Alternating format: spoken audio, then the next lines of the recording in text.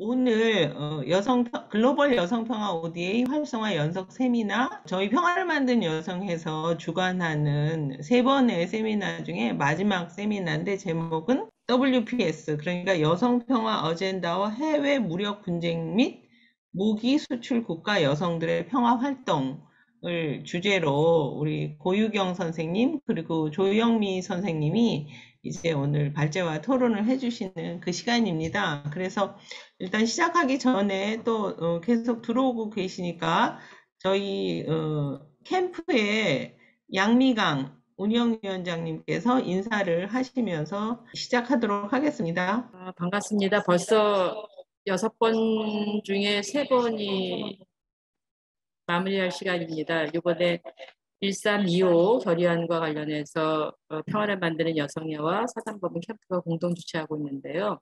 시즌 1이라고 할 수 있는 1325 결의안과 관련한 내용은 오늘 마무리가 될 것 같고요. 이제 매주 금요일 날 배웠는데 이제는 10월 달에는 10월 8일부터 만나 뵙게 됐습니다. 그러니까 앞으로 2주 후에 뵈야 될 것 같은데요. 그래서 그때는 10월에는 사다법인 캠프가 주관하는 평화와 여성 ODA 이 주제로 준비 중에 있습니다. 그래서 지금 1325 결의안을 중심으로 해서 여성과 개발의 문제를 어떻게 할 수 있을지, 또 평화 ODA 차원에서 어떻게 확장할 수 있을지, 또 저희가 평화 여성을 함께하는 필리핀의 위안부 지원 사업을 통해서 또 이것을 어떻게 위안부 문제를 또 전시 성폭력 문제를 어떤 식으로 우리가 다룰 수 있을 것인지를 이제 3회에 걸쳐서 다루게 될 겁니다. 그래서 시즌 1에 해당되는 오늘까지 많은 분들이 참여해 주셨고 정말 열심히 참여하시고 공부하는 마음으로 열심히 참여해 주셨는데요. 이제는 10월에 있는 3번의 시간에도 많은 분들이 참여하셔서 공부 열심히 하고 또 각 영역에서 어떻게 실천할 수 있을지 함께 고민하는 시간이 있으면 좋겠습니다. 그래서 9월에 3번, 10월에 3번, 그리고 11월 12일을 날지 국제 세미나가 있는 국제 세미나까지 총 7번에 걸친 저희들이 이제 프로그램을 통해서 저희들이 올해 하반기 하는 것들이 마무리하게 됩니다. 여러분 같이 함께 해주시고 적극적으로 참여해 주시면 감사하겠습니다. 네, 감사합니다. 네, 감사합니다. 이제 저희 프로그램을 오늘 3차 프로그램에 이제 발제와 토론을 해주실 선생님들 소개해 드리겠습니다. 고유경 컨설턴트는 평화와 자유를 위한 국제여성연맹인 윌프에서 여성이 만들어가는 한국전쟁 종식 코리아 피스 나우 캠페인 컨설턴트를 맡고 있다라고 본인을 소개하셨습니다. 그리고 작년에 발족한 한반도 종전평화 서명 캠페인에서 정책위원회와 국제위원회 활동을 하고 있습니다. 그리고 평택 평화센터 자문위원, 기지 평화센터 운영위원도 역임하고 있습니다. 네, 그리고 조영미 선생님은 여성평화운동 네트워크라는 네트워크 단체의 집행위원장이신데요. 여성평화운동 네트워크는 한국여성단체연합, 평화를 만드는 여성회, 한국 YWCA 연합회, 전국여성연대로 구성되었습니다.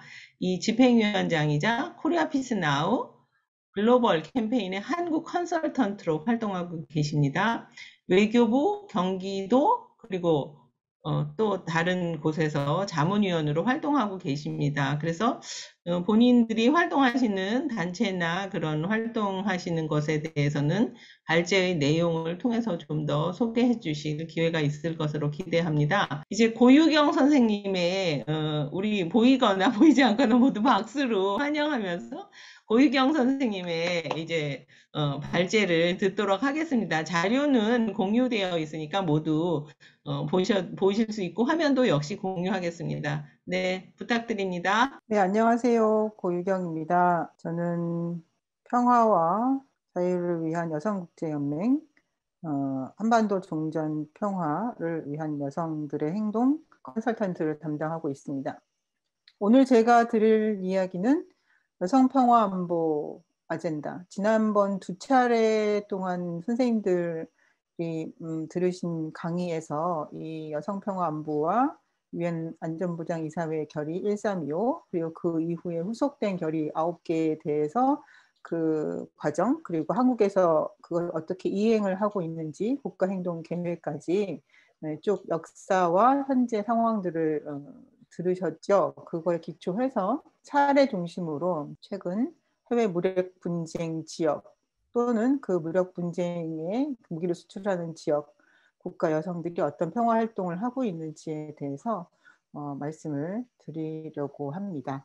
제가 오늘 드릴 말씀은 제가 지금 컨설턴트로 활동하고 있는 윌프, 약자 줄이면 윌프라고 부르는데요. 평화와 자유를 위한 국제여성국제연맹의 활동 내용을 중심으로 말씀을 드리려고 합니다. 이 활동이 모든 것을 다 대표할 수는 없지만 이 활동의 대부분은 분쟁 지역에서의 여성들의 목소리가 담겨 있는 활동이 기본이고, 그리고 활동 그 자체는 한 국가나 한 지역, 한 단체가 아니라 여러 지역과 여러 국가, 여러 단체들이 함께 하고 있기 때문에 어느 정도 공통점을 보여줄 수 있지 않을까 생각이 듭니다.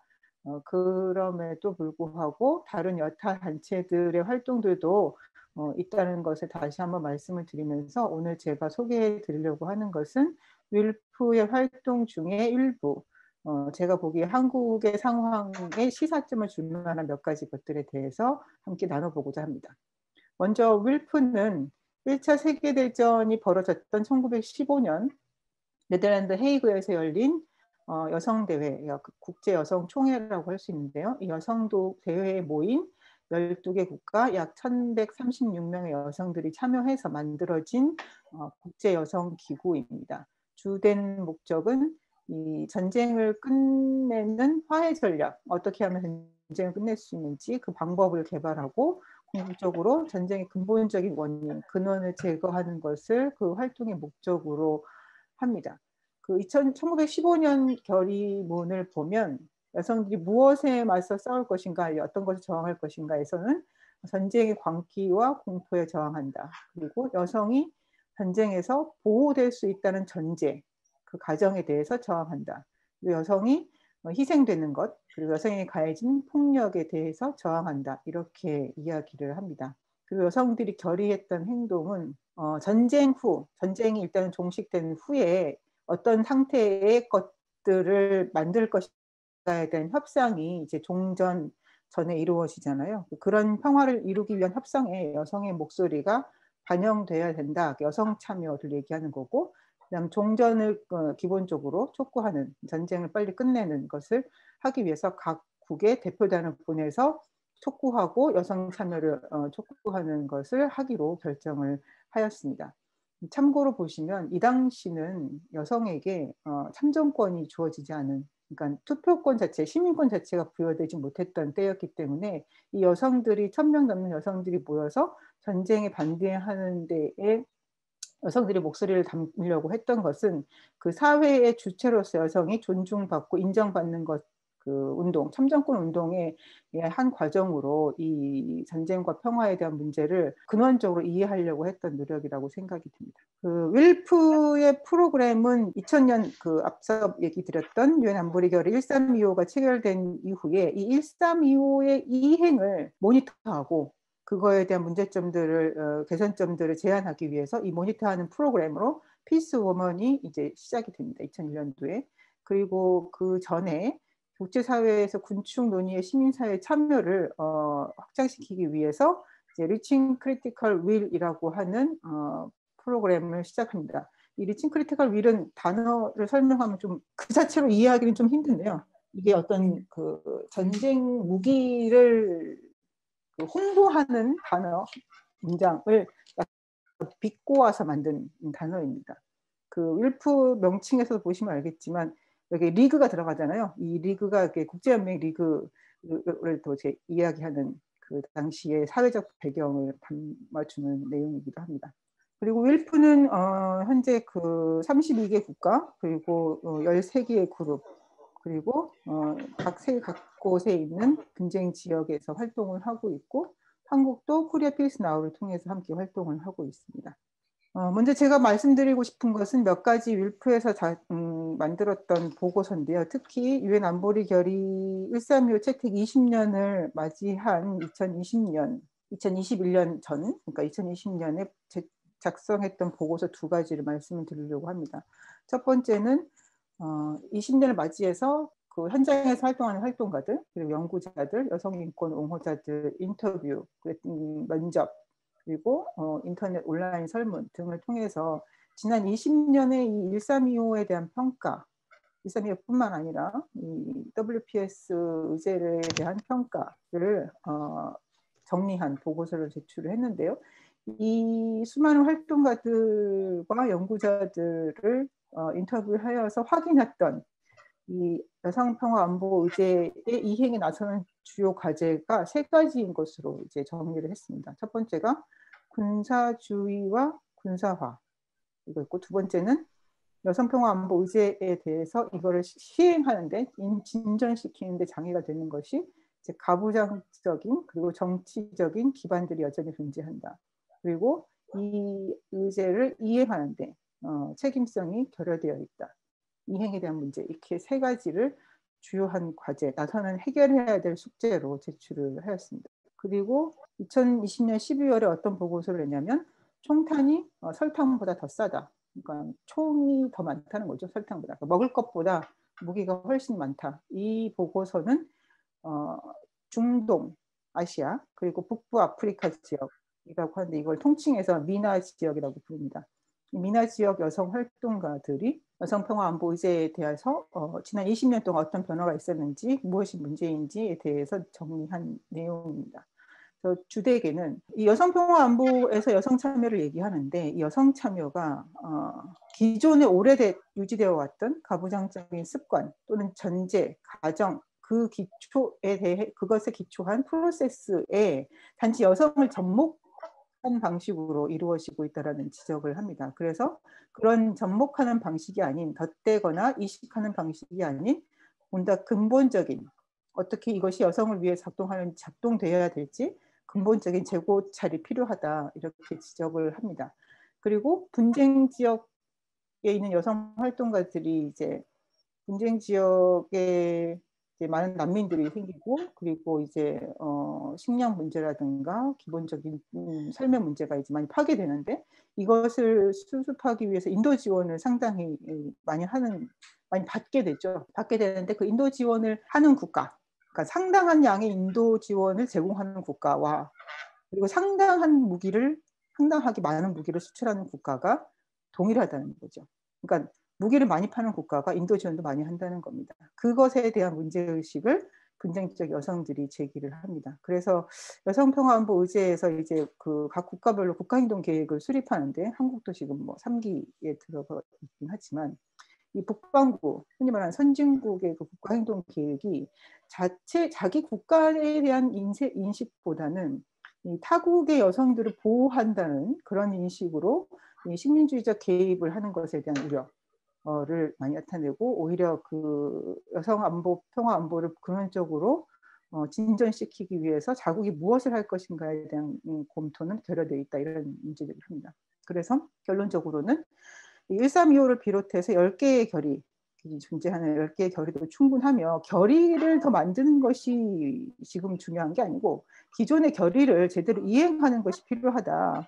그리고 시민사회단체를 적극적으로 지원해야 되고, 그 군사주의와 군비 확대 문제를 해결해야 된다. 그리고 외국의 점령이 이 WPS의 내용에 반영돼야 된다. 그리고 책임성이 강조해야 된다. 이행에 대한 문제죠. 이렇게 얘기를 하고 있습니다. 지금 이 2가지는 이제 소형 무기와 여성 인권인데요. 이 소형 무기는 분쟁 지역에서 벌어지고 있는 총이죠.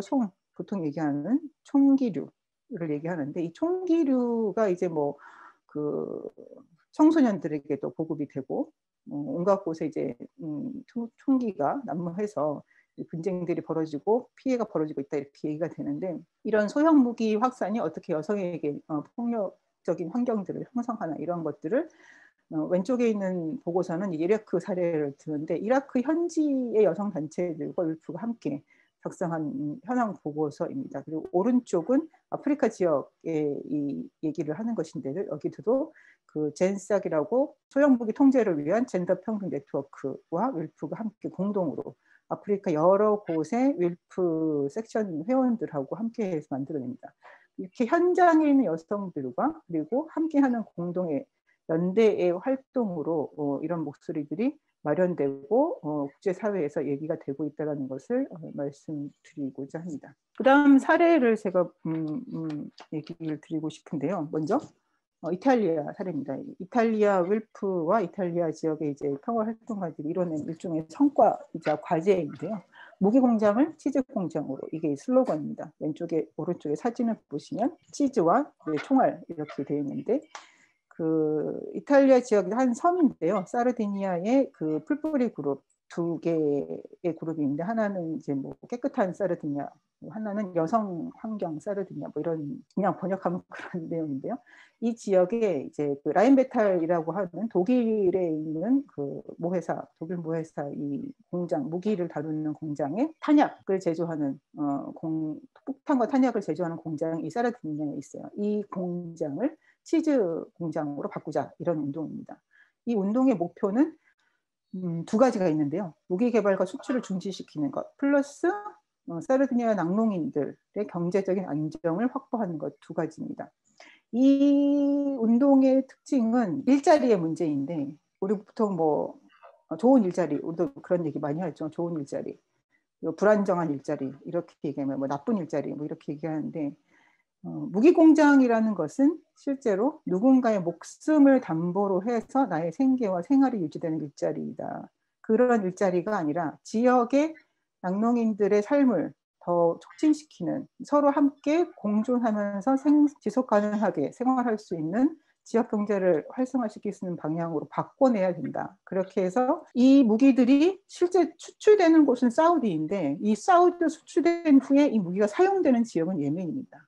그래서 이 무기는 이탈리아에서 만들어지지만 독일 공장에서 이제 활용하는 것이고, 사우디에게 수출되지만 결국엔 예멘 민간인들의 희생으로 연관되는 것이기 때문에, 이에 대해서 이탈리아 지역 활동가들이 여성들과 함께 운동을 했고, 2021년 종국적으로 이탈리아 정부가 사우디아라비아와 아랍에미리트로 무기 수출하는 것을 취소하겠다고 발표를 해서 성과를 얻은 것으로 이제 활동을 공표하였습니다. 근데 이제 전체적인 그 무기 수출 중지가 아니고 미사일과 항공기 폭탄에만 적용되어서 계속적으로 다른 무기 또는 다른 지역의 수출도 우리가 계속 활동하겠다라고 하는 것이 이 지역 활동가들의 얘기입니다. 그렇다면 이 무기 수출은 지금 어떤 현황인가 간단하게 살펴보면, 2015년부터 2019년까지 지난 5년이 그 전 5년에 비교했을 때 무기 거래량이 5.5% 증가하는데, 실제 이 증가의 대부분이 61%가 중동 지역입니다.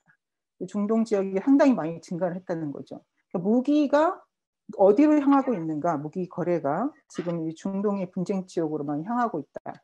그리고 지난 5년간 무기를 수출한 상위 5개국이 미국, 러시아, 프랑스, 독일, 중국인데, 이들이 차지하는 전체 분량이 전체 무기 수출액의 76%를 차지합니다. 그리고 한국은 무기 수출 국가로서는 10위에 이르는데요. 지난 5년이 그 전년 5년보다 143%가 증가했습니다. 상당히 놀라운 수치이죠. 오른쪽 그림은 예멘에서 발견된 한화의 수류탄입니다. 우리가 이제 이 무기 수출에 대해서 어떻게 이해를 하고 있는지를 몇 가지 기사의 제목으로 보려고 하는데요. 첫 번째는 이제 한화투자증권, 아까 이제 한화가 상당히 이제 무기 산업의 이제 주요 산업 회사인데요. 뭐라고 얘기하냐면, 시리아, 예멘과 같은 중동 지역의 내전으로 사우디와 아랍에미리트 무기 수입이 증가하고 있다. 그러니까 내전이 장기화돼서 사우디와 UAE가 무기 수출이 증가하고 있다는 것이죠. 거기에 시장이 생긴다는 얘기고, 지금 바이든 정부도 올해 들어서 무기 수출 중단을 지시한 바 있고, 아까 말씀드린 이탈리아도 무기 판매를 중단하겠다고 발표했습니다. 여기에 한국은 한화가 아랍에미리트와 천무, 이거는 이제 다연장 로켓포인데 천무 9천억 규모의 계약을 체결했다고 발표가 되었고, 미국이 빠지는 중동 방산 한국의 기회가 된다. 그리고 한국의 무기들이 전 세계를 지키고 있다. 이렇게 얘기합니다. 오른쪽 그림은 이 무기 수출, 무기 거래를 반대하는 시민행동에서 이제 그 작성, 쭈야가 쓴 글의 제목입니다. 전쟁 만드는 나라의 시민으로 살겠습니까? 지금 한국의 현실이 이러하다는 것을 말씀을 드리겠습니다. 그 다음에 핵무기 금지 조약 혹시 이게 들어보셨는지 모르겠는데 국제사회에서 이제 핵무기는 금지가 돼 있죠. 이 금지를 어긴 북한이 이제 제재를 받고 있는 상황입니다. 여러분이 아시다시피.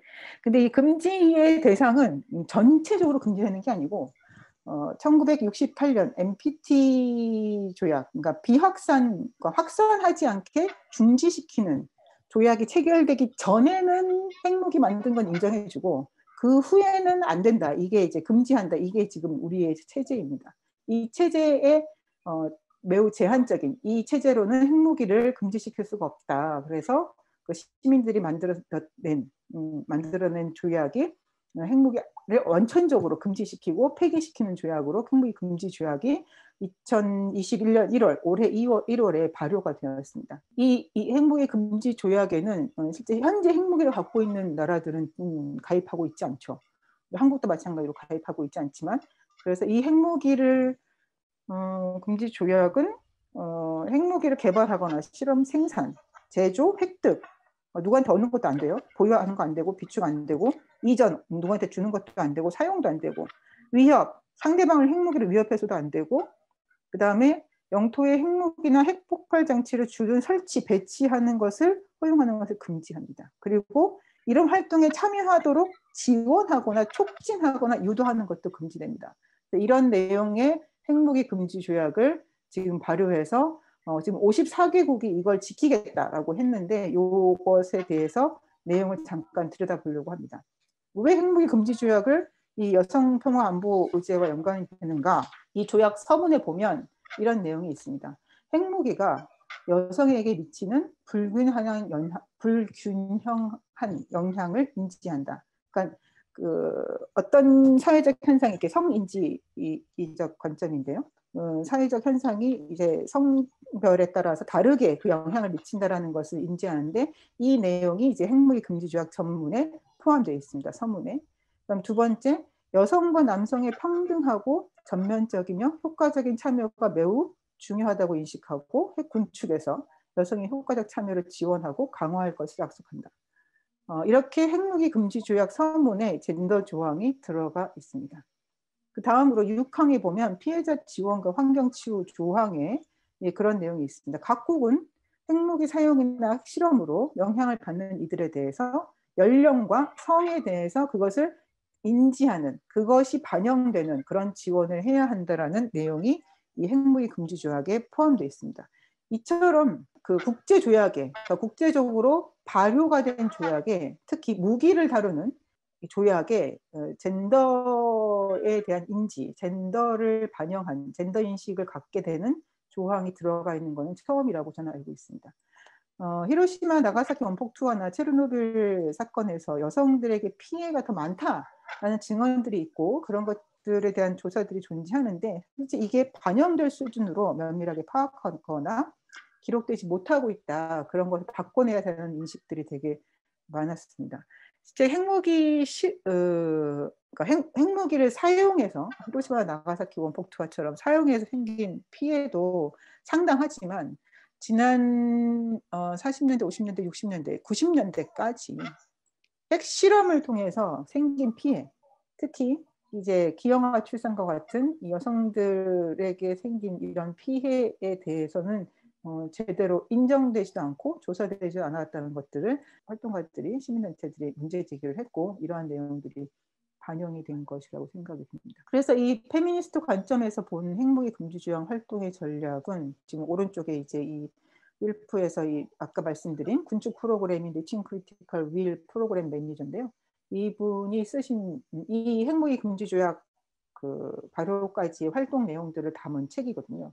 이 책의 제목이 이제 핵무기를 금지시키고 가부장을 철폐하자 뭐 이런 내용입니다. 그러니까 핵무기 금지와 가부장제 철폐가 연관된다라는 얘기를 하는 거죠. 실제 가부장제가 어떤 폐해가 여성들에게 미치는 영향이 어떤 것인지에 대해서는 여러분들은 뭐 잘 아실 거라고 생각이 드는데 NPT 체제 자체가 핵을 보유한 국가에게는 계속 핵 보유를 가능하게 하고 그들이 갖고 있는 물리력을 보장해주는 이 체제 자체는 가부장제적인 군사주의이다 이렇게 보고 있고요. 유엔의 조약, 국제 조약은 모든 회원국에 균등한 의무와 권한을 부여해야 된다는 측면에서 이 국가들이 나서서 핵무기를 금지시키는 데 나서야 된다. 다시 말해서 그 평화 안보의 핵심적인 내용을 다루는 유엔 안전보장이사회가 아니라 유엔 총회에 참여하는 모든 회원국들이 비핵 시대를 함께 이끌어갈 수 있다는 전제 하에서 이 운동을 펼쳐왔습니다. 특히 여성 참여 문제와 관련해서는 이 핵무기 금지조약 협상을 이끈 사람이 코스타리카 대사인데요. 이분이 정말 큰 역할을 했다라고 하고 여성 대표들, 정부 대표로 나온 여성 대표들이과 여성 시민사회 단체들이 실제 이 핵무기 금지조약 협상의 성공을 이끄는 데 주요한 역할을 했다라고 이야기를 합니다. 이 전략적 관점에서는 제가 되게 상당히 놀랍다라고 했던 전략 관점이 그런 얘기가 있어요. 핵보유 국가들이 이 핵무기 금지 조약에 가입하는가 가입하지 않는가는 그들의 선택이다. 하지만 이 핵무기 금지 조약의 가입 국가를 확대해서 핵 보유한 국가들이 핵을 사용할 곳, 핵을 배치할 곳이 전 세계에 어디에도 없게 만들겠다. 그러니까 그 핵 보유를 주창하는, 핵 보유를 지지하거나 핵 보유를 하겠다고 하는 국가들을 고립시키겠다는 것이 이들의 전략입니다. 그렇다면 한국의 경우에는 2018년에 남북 정상회담 합의 사항 중에 지금 우리에게 가장 큰 핫 이슈가 이제 한반도 비핵화 문제죠. 한반도 비핵화에 대해서 판문점 선언에서도 공동의 목표를 확인했고 적극적으로 노력하기로 했고, 평양 선언에서도 한반도를 핵무기 핵 위협이 없는 평화의 터전을 만들어 가기로 인식을 같이 하였습니다. 그리고 비핵화를 함께 추진해 가기로 했죠. 그렇다면 이런 합의에서 한국이 선제적으로 핵무기 금지 조약에 가입해서 핵 없는 한반도를 실현하는 제안을 하는 것은 어떤가?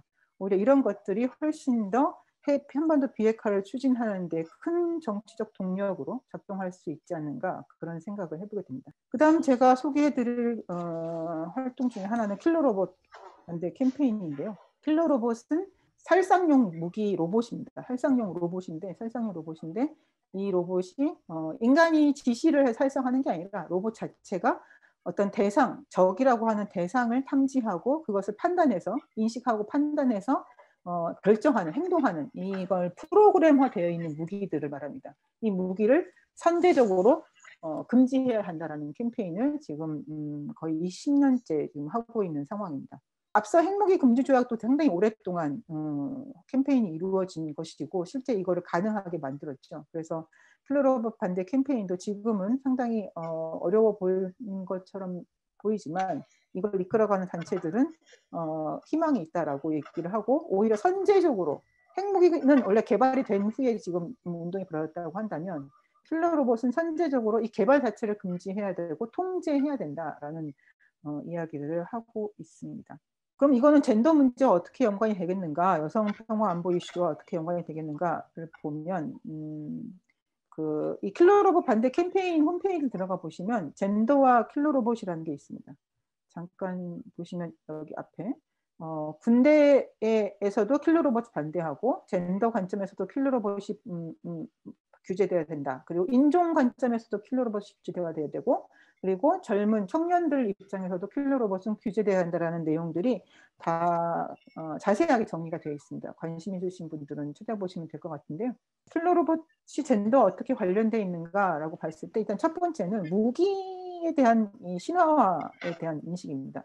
그러니까 완전 자율 무기라고 표현되는데 킬러로봇이 군대화된 남성성에 대한 기념, 그러니까 남성성을 군대화해서 그것을 더 확장시키려는 것에 대해 그것을 기여하거나 그걸 더 이제 사회적으로 문제를 일으키는 방향으로 기여할 것이다라는 인식이 있습니다. 그리고 성별에 기초한 폭력을 가능하게 하고 알고리즘 편견 그리고 표적 프로파일링 결과로 불평등을 야기시킬 수 있다, 이렇게 얘기를 합니다. 그리고 인간 안보에 초점을 맞추어야 될 기술과 기술 발전이 이게 군사화로, 그러니까 인간의 삶을 더욱더 좋게 하고 윤택하게 하고 어렵거나 힘든 활동이 어려운 사람들을 도와주는 방향으로 이렇게 되는 것이 아니라, 사람들을 보호하고 지켜주는 방향이 아니라 군사화하는 방향으로 가는 것을 통제하고 막아낼 수 있는 것이 이제 여성적 관점이다, 이렇게 주장을 하고 있습니다.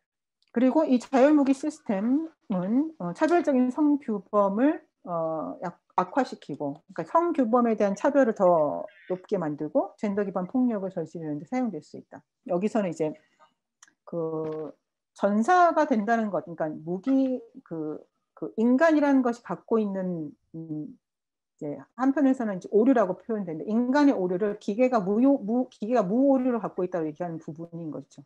인간다움, 연민, 공감, 양심, 이런 감정, 이러한 인간의 능력을 이제 비효율적이라거나 가치 없는 것으로 상황을 만들어내는 이 전투의 공간, 분성화된 공간으로 만들어가는 것. 그래서 단호하다거나 결단력이 있다거나 이 전쟁 승리의 요소가 될 수 있는 것들이 더 우선된다라고 하는 상황으로 만드는 것. 이것이 이제 이 킬러 로봇이 갖고 있는 문제로 보는데, 인간이 갖고 있는 오류를 기계가 극복할 것이다라는 이 신화를 갖고 있는 거죠. 기계의 무오류, 프로그램의 무오류에 대한 맹신이 있는데, 그것에 대해서 전쟁의 인간성, 그러니까 전쟁이라는 것이 상당히 비인간적인 것인데 그것을 가리우는 역할을 한다, 이렇게 지적을 하고 있습니다. 그리고 이런 비인간화, 그러니까 전쟁이 벌인 인간이 전쟁을 통해서 벌인 비인간적인 행위들 중에서 이제 성폭력, 전쟁 범죄, 우리가 알고 있는 전시 성폭력 등등이 있는데요. 기계인 경우는 이런 일이 벌어지지 않을 것이다라는 또 이제 지지자들의 주창 내용이 있습니다. 로봇이 인간을 강간하지 않을 것이다라고 하는데, 이 캠페인은 기계는 프로그램된 대로 움직인다. 만약에 프로그램이 강간을 하도록 된다면 기계는 주저하지 않을 것이다, 이렇게 이야기를 합니다. 실제로 최근에 이제 많이 이제 회자가 되고 있는 버추얼 인플루언서, 그러니까 가상 인간이라고 하죠. 가상 인간은 거의 다 20대 여성입니다. 프로그램된 것이죠. 누구의 시선으로 영향력 있는 온라인 가상 인간이 나오는가. 그래서 프로그램은 인간이 하는 것이기 때문에 프로그램 개발도 그렇고 그리고 데이터도 그렇고, 그래서 그 문제에 대한 것이 이 기계를 통해서 무오류라는 신화를 통해서 더욱 확산될 우려를 이 캠페인을 통해서 바꿔내려고 하고 있습니다. 그렇다면 이 자율혈상 무기체 킬러 로봇에 대해서 각국은 어떤 입장을 갖고 있나, 이부 얘기를 하는 것은 한국 얘기를 하려고 하는 것입니다. 오른쪽에 반대 부분이 있죠. 반대. 무기를 규제하는 걸 반대하는 국가입니다. 그래서 호주, 프랑스, 독일, 이스라엘, 뉴질랜드, 러시아, 대한민국, 스페인, 터키, 영국, 미국, 이렇게 되어 있습니다. 중국은 기타인데 이제 입장이 애매하게 간다. 하지만 국제적으로 킬러 로봇을 만드는 국가로 분류를 할 때에는 미국, 중국, 이스라엘, 러시아, 영국, 이렇게 얘기를 하고 여기에 꼭 대한민국이 들어갑니다. 대한민국은 전 국제적으로 킬러 로봇을 만드는 국가로 분류가 돼요. 그 이유는 만들어서 홍보한 적이 있었기 때문인데, 옛날에 비무장지대에 센트리 가드 SGR-A1이라고 하는 감시 경계용 로봇을 개발해서 배치한 적이 있는데, 이 감시 경계용 로봇이 그 인간인지 동물인지 하여튼 대상을 탐지하고, 그 대상을 탐지했을 때 이제 암구호를 물어봐요. 암구호를 물어봐서 그 암구호를 답변을 하면 통과, 아군이고, 암구호를 답변하지 못하면 적인 거죠. 그래서 그 다음에 그 적이 접근하지 말 것을 요구하는데, 뭐 접근하거나 뭔가 움직이지 말라고 그랬는데 움직이거나 등등 하게 되면 공격할 수 있습니다. 고무탄도 있고 총도 있다고는 들었는데, 하여튼 보도가 된 거는 고무탄이나 하여튼 뭐 사격을 할 수 있다, 이렇게 얘기가 됐었습니다. 그래서 그것이 이제 그 자율활상 무기 킬러 로봇에 해당된다라고 얘기를 하는데, 그 후에 이제 한국 쪽에서는 아니다, 그 총을 쏘는 것, 그러니까 그 사격을 하는 판단은 인간이 한다, 인간 사병이 시키는 것이기 때문에 킬러 로봇은 아니다, 이렇게 주장을 하였습니다. 어쨌든 이걸 계기로 해서 개발 국가 중에 하나로 들어가기도 하고 빠지기도 합니다. 하지만 한국 공군이 지금 사용하고 있는 그 미사일 중에 그 하피라고 하는 미사일이 있는데, 이스라엘에서 사온 공군 무기거든요. 이 하피는 적 레이더를 탐지해서 탐지하는 즉시 그 탐지된 지점을 가서 자폭해서 폭파내는 그런 무기입니다. 그러니까 탐지와 함께 판단해서 움직여서 행동해서 그것을 제거하는 킬러 로봇 류의 무기라고 분류가 되죠. 여기까지가 이제 그 제가 말씀드렸던 현재 국제적으로 여성 시민사회가 주요하게 벌이고 있는 평화 안보 이슈에서 이제 무기 거래 무기 사용, 무기 개발에 대한 캠페인을 소개를 해드렸습니다. 그렇다면 한국은 지금 어떤 상황인가를 보면 일단 한국은 세계 10위 국방비 지출 국가입니다. 왼쪽 그래프가 이제 첫 번째 있는 미국이고 그다음 중국, 인도, 맨 마지막 10위가 한국입니다. 그다음 오른쪽 그래프는 GDP 대비 국방 예산의 비중입니다. 한국이 세계 5위에 있습니다. 사우디가 가장 많은 국방 예산을 지출을 하고 있죠. 그 다음에 이 무기 개발과 무기 산업에 대해서 어떻게 인식하고 있는가? 산업연구원이 올 3월에 낸 보도자료에 보면 코로나 시기에 어떻게 해야 되나 방위 산업은 이제 그 국가 대 국가의 규모로 수출에 매진해야 된다 이런 보도자료를 낸 것이 있어서 한번 가져와 봤습니다. 글로벌 국가들, 그러니까 선진 국가들의 그 기업들이 자국의 국방 예산이 감소될 것이다. 왜냐하면 이 코로나 때문에 복지, 내수 경기 활성화에 정부 예산이 사용될 것이니까 그래서 이거를 그 산업들이 기업들이 매출 유지를 위해서 또는 확대를 위해서 그 중진국, 후발국 시장에 집중 공략할 것이므로 우리도 그에 맞춰서 지원해야 된다. 뭐 이런 취지인 거죠. 다시 말해서 코로나 상황에서도 무기를 만들어서 파는 기업들은 자신들의 이익을 계속 유지하거나 확대하기 위해서 국가의 차원으로 이 문제를 해결하는 데 나서려고 한다. 그러면 이 무기들은 과연 누구에게 이익이 되는 걸까? 뭐 아까 앞서서 이제 한국이 세계 10위의 군비, 그러니까 국방 예산을 쓰는 나라이고 GDP 대비 세계 5위의 지출 예산을 갖고 있는 나라인데 우리가 그렇게 되고 있는 이유는 사실 우리가 분단 국가의 상태에서 뭐 대비 태세를 높인다 이런 취지로 끊임없이 국방 예산을 늘리고 있죠. 하지만 한편에서는 무기 수출을 극대화하고 있다. 그리고 이 무기 수출을 통해서 이익을 얻는 기업들이 늘어나고 있다. 이렇게 볼 수 있겠습니다. 그러면 이런 것들은 또 어떤 걸 통해서 늘어나고 있는가? 방위산업 전시회라는 걸 합니다. 서울국제항공우주 방위산업 전시회, 아덱스라고 불리거든요. 이 아덱스라는 거를 2년에 한 번씩 하는데 올해 10월 달에도 해요. 올해 10월 달에도 하는데 서울에서. 이 아덱스에 대해서 저항하는 저항 행동들이 이제 그 행사 열릴 때마다 진행이 되고 있습니다. 그래서 이 아덱스는 전쟁 장사다. 실제로 이 아덱스가 좀 올해 예정되어 있는 그 계획을 보면 10월 19일부터 23일까지 진행되는데요. 코로나 방역 지침을 준수하면서 진행할 예정입니다. 화요일부터 금요일까지는 관계된 사람들이 이제 그 전시회를 참가를 할 수 있습니다. 무기 전시를 시키고 거기서 계약을 해요, 실제 사람들이. 아까 제가 소개해드렸던 한국이 UAE, 그러니까 아랍에미레이트의 천무 9천억 원 계약을 했다. 이게 그 아랍에미레이트에서 열린 그 방위산업 전시회, 아덱스 같은 데에서 이제 계약을 체결한 것이 그 나라에서 보도됐던 내용이라고 합니다. 그리고 23일 토요일은 일반인들이 아덱스를 구경할 수 있습니다. 이날은 여러 가지 무기 전시도 하고 여러 가지 뭐 행사도 하고 그러는 것이죠. 공연도 하고 그렇습니다. 원래 이 아덱스는 원래 계획은 학생의 날도 있었어요. 학생들이 구경 오는 날이 있어요. 별도로 초등학생부터 미취학 아동은 안 되고 취학 아동부터 오는 날이 별도로 있었는데 아마 코로나 때문에 계획은 수정되어서 취소된 것 같습니다. 이렇게 무기 산업들이 벌어지고 있는 상황에서 우리가 또 눈여겨봐야 될 것은 한국이 국방 예산이 세계 10위, 군사력은 세계 6위입니다. 국방비 예산뿐만 아니라 다른 걸 다 통과해서 이렇게 되는데 외교와 통일 예산, 국방 예산이 지금 2021년 예산이 53조에 이르죠.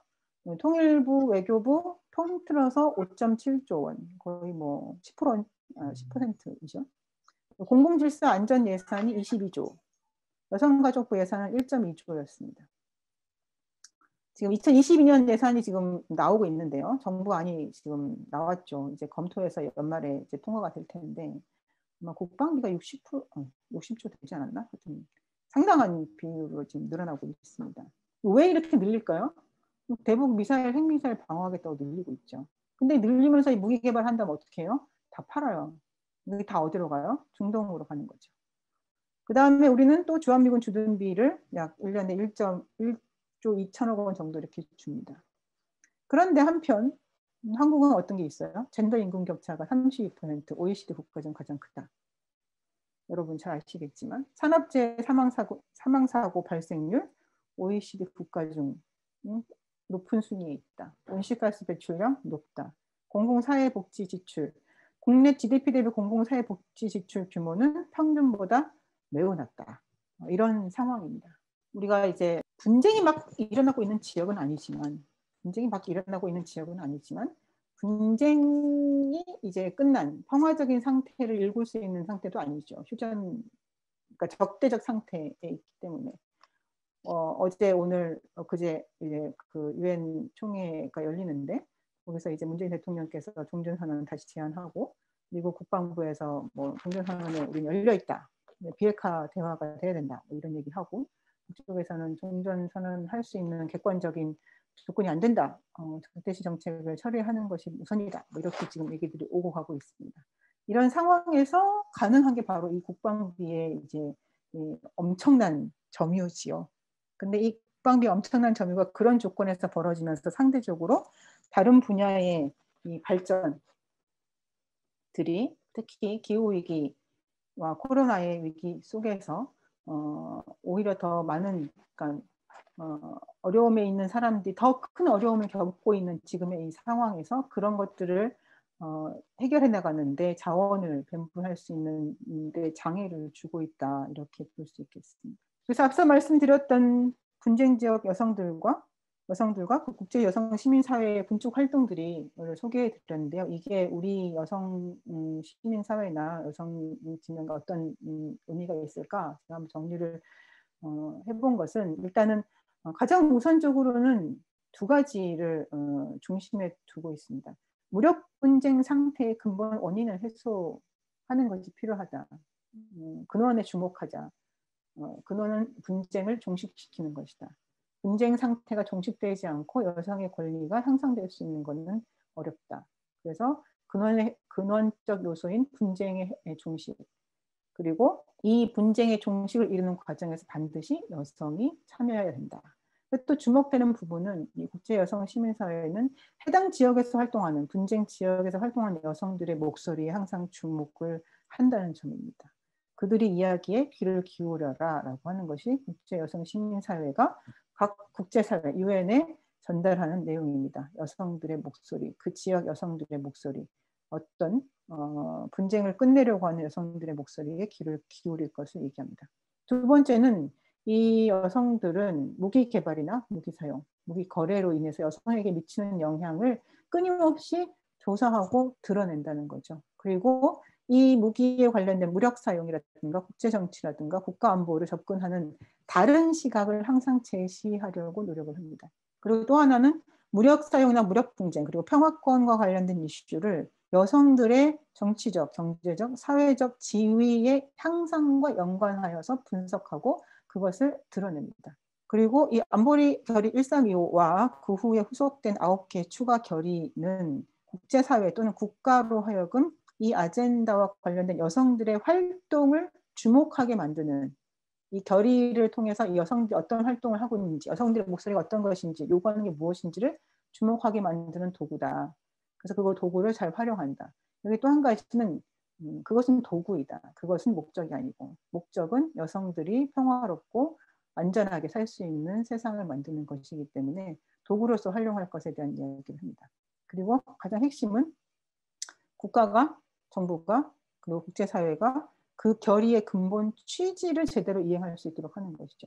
흥미로운 것 중에 하나가 이 10월 달이 이제 그 1325 체결 관련해가지고 그 여성 평화 안보 아젠다가 주요 의제로 올라오는 그 달인데, 그 유엔 안전보장 이사회가 이제 15개 국가인데 돌아가면서 의장국을 해요. 달마다. 그러면 그 여성 안보 평화 이슈를 하고 싶어하는 나라가 그 달에 의장을 해가지고 그와 관련돼서 결의를 통과시키는 걸 최고의 자신들이 이루는 성과라고 하면서 결의를 자꾸 통과시키려고 해요.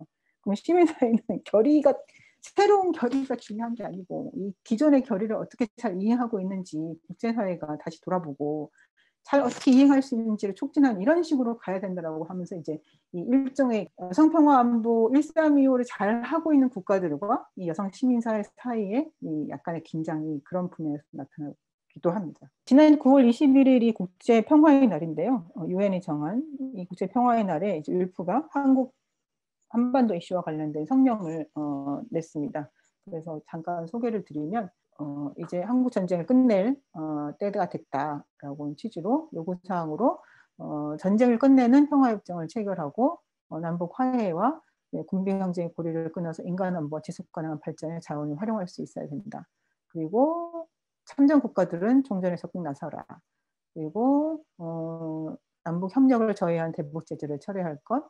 그리고 남북뿐만 아니라 핵 보유국들은 유엔의 핵무기 금지 조약에 가입해야 할 것. 그리고 평화 구축 과정에 여성의 참여를 보장할 것 내용으로 이제 성명을 발표를 했습니다. 이제 마무리를 하려고 하는데요. 이 사진은 김정수 대표님이 그 금강산 다녀오셔서 그 후기를 통일뉴스에 이제 쓰셔가지고 거기서 따온 사진입니다. 남북 여성들이 새해 맞이 같이 모임을 하고 찍은 사진인데요.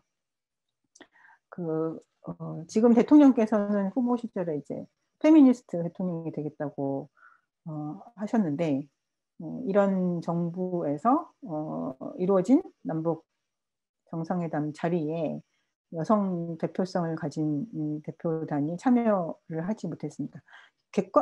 물리적으로 여성인 분들은 참여는 많이 들었어요.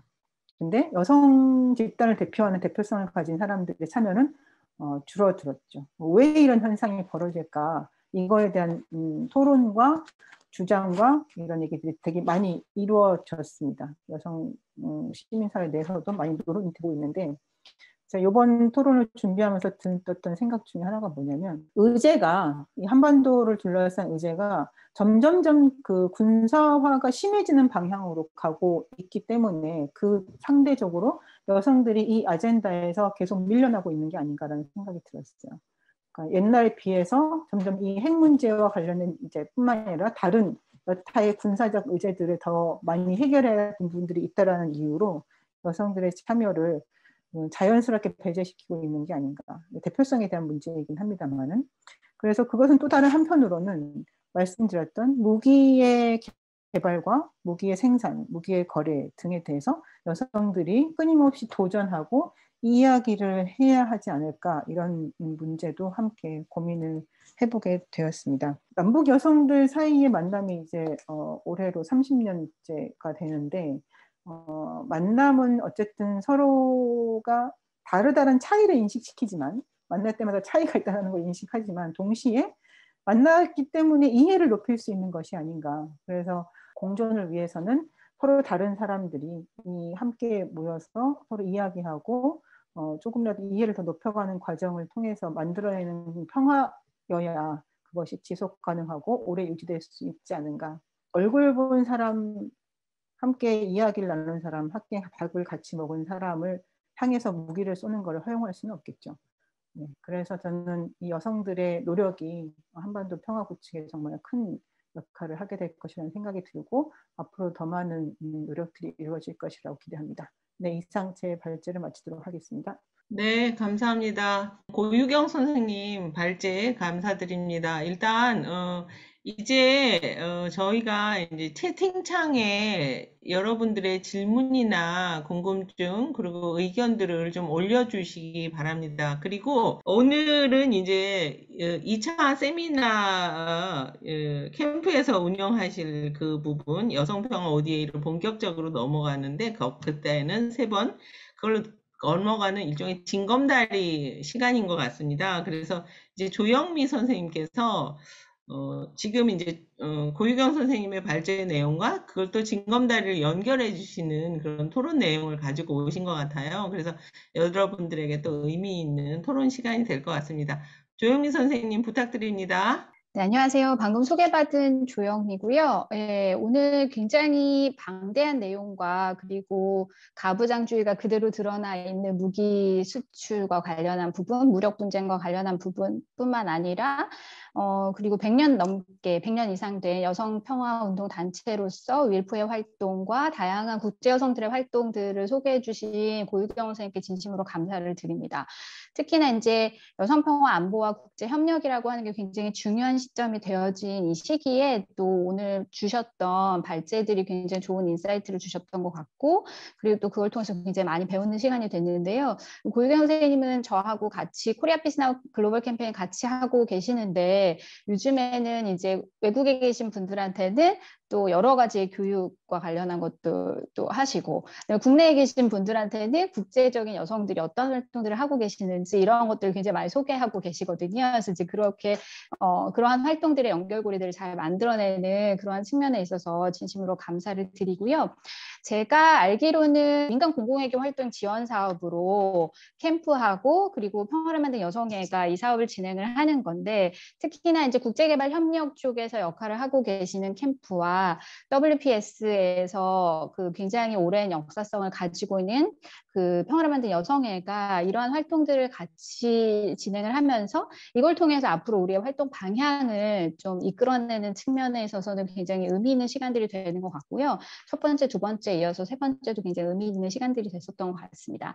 저는 이제 고유경 선생님께서 해주신 것에 대해서 토론을 한다라기보다는 말씀 주신 것들을 조금 더 첨언하는 형태로 제가 발제를 준비했거든요. 그래서 이제 같이 말씀을 드리도록 하겠습니다. 우선은 아시는 것처럼 이제 밀레니엄 개발 목표라든지 지속가능 발전 목표 수립과 실행 이후에 절대적 빈곤이 감소했다라고 하는 것은 여러 선생님들이 잘 알고 계시는 상황이고, 그리고 전 세계의 아동, 여성, 그리고 빈곤 취약계층들이 의료 서비스와 교육을 받을 수 있었다라고 하는 그러한 형태의 어떤 발전 보고서들이 계속적으로 나왔던 것들 여러 선생님들께서 잘 아실 겁니다. 그럼에도 불구하고 새로운 위기들이 계속적으로 증가하고 있다라고 하는 것은 사실 우리에게 굉장히 중요한 시사점을 준다라고 볼 수가 있는데요. 2010년 이후에 인도적 지원이 필요한 인구수가 지속적으로 증가하고 있는데, 인도적 지원이 필요한 인구가 약 30만 명에서 1억 3,500만 명으로 증가하고 있다라고 하는 것을 이야기하고 있고, 기후변화도 빈곤계층과 취약계층을 더 위협하고 있는데, 사실은 밀레니엄 개발 목표에서 사실은 이러한 빈곤이 감소되었지만 불평등이 가속화되어지는 부분에 있어서 초점을 맞추어서 지속가능 발전 목표를 세웠음에도 불구하고 여전히 모든 분야에서 그 불평등이 계속적으로 나타나고 있다라고 하는 것을 볼 수가 있습니다. 그리고 지난 30년간의 세계적인 분쟁이 발생하면서 국가 취약성이 현저히 약화됐다라고 하는 것과 점점 더 많은 사람들이 분쟁과 갈등 상황에 노출되어져 있는 것을 사실 우리는 볼 수 있고, 특히나 이제 우리나라 같은 경우에는 아프가니스탄에 11년간 투입한 공적개발 원조 자금이라고 하는 게 약 6,700억 정도 됐었거든요. 그럼에도 불구하고 거기에서는 이제 농촌개발, 인도적 지원, 교육, 보건, 거버넌스, 젠더 분야에 주로 쓰였음에도 불구하고 이것들이 제대로 활용되었는가라고 하는 측면에 있어서는 사실 정확하게 답변하기 어려운 그러한 부분이 있고요. 그리고 이러한 부분들, 즉 약 80%에 달하는 국제적 인도 지원 자금이라고 하는 것이 취약국가나 분쟁국에 지원이 되고 있는데, 이러한 부분이 제대로 그 지역사회의 어떤 주민들 그리고 지역사회의 발전을 위해서 사용되어지고 있는가라고 하는 것은 다시금 이제 평가해야 될 때다라고 볼 수가 있습니다. 더 나아가서는 사실 우리는 11년간 그리고 미국은 20년간 한 2조 달러를 지출을 했는데, 미군이 한 2,400여 명 사망을 했고 아프간이나 정부군은 한 6,500여 명 사망을 했어요. 그리고 탈레반이나 반군들은 한 7만 5천여 명 사망을 했다고 하는데, 민간인의 피해는 그것보다 훨씬 더 많다라고 하는 사실들을 봤었을 때 우리가 앞으로 더 주목해야 할 것이 무엇인가라고 하는 것들을 좀 보게 되고, 그리고 또 극빈 상태에 있는 사람들의 절반가량이 2030년 정도 되면은 그 비율이 굉장히 높아질 거다라고 하는 보고서가 OECD에서 나온 바 있고요. 그다음에 다 아시는 것처럼 코로나19 상황이나 국제 분쟁이라고 하는 것이 가속화되어지는 부분들이 있다라고 볼 수가 있습니다. 지금 이제 진행하고 있는 이 프로그램 자체가 여성 평화 안보와 페미니스트의 어떤 젠더적 시각 속에서 국제개발 협력을 어떻게 보고 공공외교를 어떻게 진행해야 하는가라고 하는 발전 방향을 앞으로 모색하시는 거다라고 하는 생각이 들어서 저는 이제 국제개발 협력에서 젠더의 중요성이라고 하는 것은 첫 시간 그리고 두 번째 시간에서 계속 이야기 나누셨던 거기 때문에 유엔 안전보장 이사회 결의와 그리고 고유경 선생님께서 강조하셨지만 9개 후속 결의라고 하는 것들이 계속 나오게 됐고 2008년에 OECD의 개발원조위원회가 있고 그 위원회 회원국 중에서 30여 개 회원국 중에 28개 국가가 국가행동 계획을 먼저 수립했다라고 하는 것을 보면은 사실상 이러한 국가들이 개발원조나 그 국제개발 협력이라고 하는 것과 여성평화 안보라고 하는 것이 얼마나 밀접하게 연관되어져 있는가라고 하는 것들을 우리가 알 수 있을 것 같습니다. 그리고 또 OECD 회원국들이 대부분 강조하고 있는 것 자체는 무력 분쟁국 내 성평등이나 여성 역량 강화를 위한 젠더 ODA를 확대하겠다라고 하는 것들을 이야기했고 그런 측면에서 젠더 ODA 관련한 부분에 있어서의 예전보다 지금이 한 10배 이상 그 비용이 증가되어지는 그래서 연간 190억 달러를 기록하고 있다라고 하는 것이 이제 OECD에서 발표한 바입니다. 그러면 사실은 이러한 페미니스트 외교 정책이나 젠더 이니셔티브, 즉 여성평화 안보라고 하는 것들을 굉장히 중요한 국가 정책으로 만들고 있는 국가들이 어떠한 형태에 대한 부분의 방향성을 가지고 있는지 그리고 그 안에서 또 우리가 또 중요하게 바라봐야 되는 부분은 어떠한 것인지라고 하는 측면들이 굉장히 중요하다라고 보는데요. 그 캐나다 같은 경우에는 물론 여러 그 페미니스트 외교 정책을 시행하는 국가들은 굉장히 여러 군데가 있죠. 그래서 프랑스도 있고 그다음에 멕시코도 있고 그다음에 뭐 캐나다, 스웨덴 이런 국가들이 있기는 한데 캐나다하고 스웨덴만 간단하게 살펴보면은 캐나다 같은 경우에는 국제원조 정책이라고 하는 것을 2016년에 개발원조 리뷰라고 하는 것을 통해서 6개의 가장 중요한 정책을 만들어냈고 그것이 바로 여성들 특히나 인권에 기반한 페미니스트적인 원칙을 국제 원조 정책으로 삼았다라고 하는 것을 중요하게 바라볼 수 있습니다. 고유경 선생님께서 말씀하신 것처럼 자국 내의 어떤 문제보다는 타국의 어떤 원조 지원이라고 하는 것에 방점을 맞추고 있는 한계들이 분명히 있다라고 하는 거고요. 스웨덴 같은 경우에는 아시는 것처럼 페미니스트 외교 정책으로 굉장히 유명한 국가라고 할 수 있고 많은 사례들을 우리가 여성계 쪽에서도 이야기되어지는 그런 국가라고 볼 수가 있습니다. 이제 2014년도에 페미니스트 외교 정책을 도입을 했고 인권 보장과 여성과 소녀들의 심리적, 육체적, 성적 폭력으로부터 자유를 추구하고 그리고 분쟁 상황이나 분쟁 후 젠더 기반의 다양한 폭력을 근절하고 분쟁을 예방하고 해결하고 분쟁 후의 평화 정착 과정에서 여성과 소녀들의 참여를 증진한다라고 하는 것 그리고 사회 모든 분야에 있어서 여성과 소녀들의 정치 참여, 그다음에 영향력을 확대하겠다라고 하는 것들을 이야기했고 더 나아가서는 경제적 권리와 세력화에도 초점을 맞추겠다 이런 것들을 이제 스웨덴이 이야기를 하고 있습니다. 이에 따라서 이제 스웨덴 같은 경우에는 그 성인지 예산을 정확하게 수립했고 그다음에 가이드라인하고 템플릿을 각각의 부처에도 지원하게 됐고 그리고 모든 기금을 운영하는 데 있어서 성주류화를 실현하는 그런 국가로 우리가 잘 알려져 있다라고 볼 수가 있습니다. 그리고 그다음에 국제적 지위에서의 어떤 임명에 있어서도 성평등, 그다음에 성희롱 방지나 예방에서 신속한 반응을 보이는 그런 국가로 굉장히 잘 알려져 있는 국가라고 볼 수가 있죠.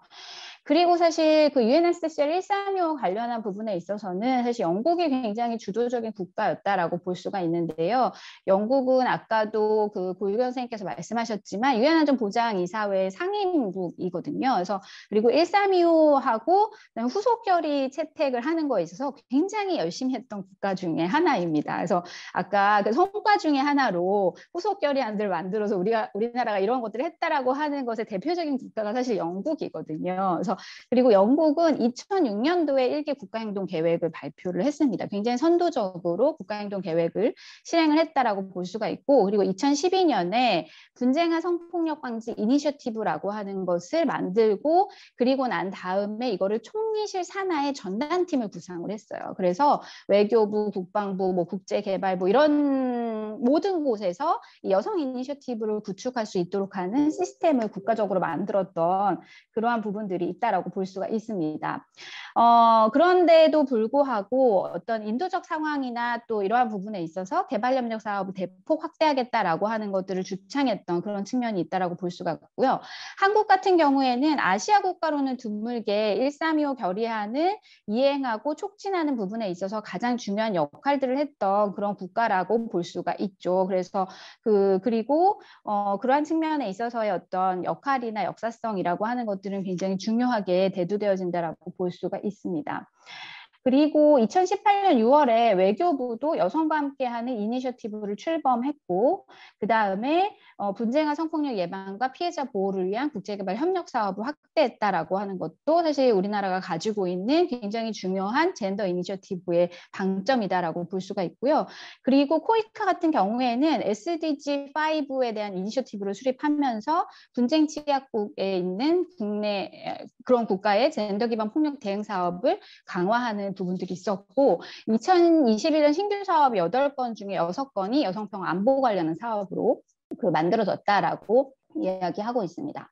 그런데 이제 이런 국가들이 가지고 있는 민낯은 아까 고유정 선생님께서 말씀하신 것처럼 캐나다 같은 경우에는 900대 이상의 장갑차를 사우디아라비아에 판매한다라고 하는 것을 이제 그 총리가 발표를 하면서 페미니스트 외교 정책을 실행하는 국가가 가지고 있는 이 문제점이라고 하는 것에 있어서 비난이 쇄도했다라고 하는 것을 우리가 알 수 있고, 그리고 또 스웨덴 같은 국가 같은 경우에는 무기 수출이라고 하는 것을 지속적으로 증가시키는 그런 측면이 있어서 매년 그 무기 수출 비율이 굉장히 늘어나고 있다라고 하는 겁니다.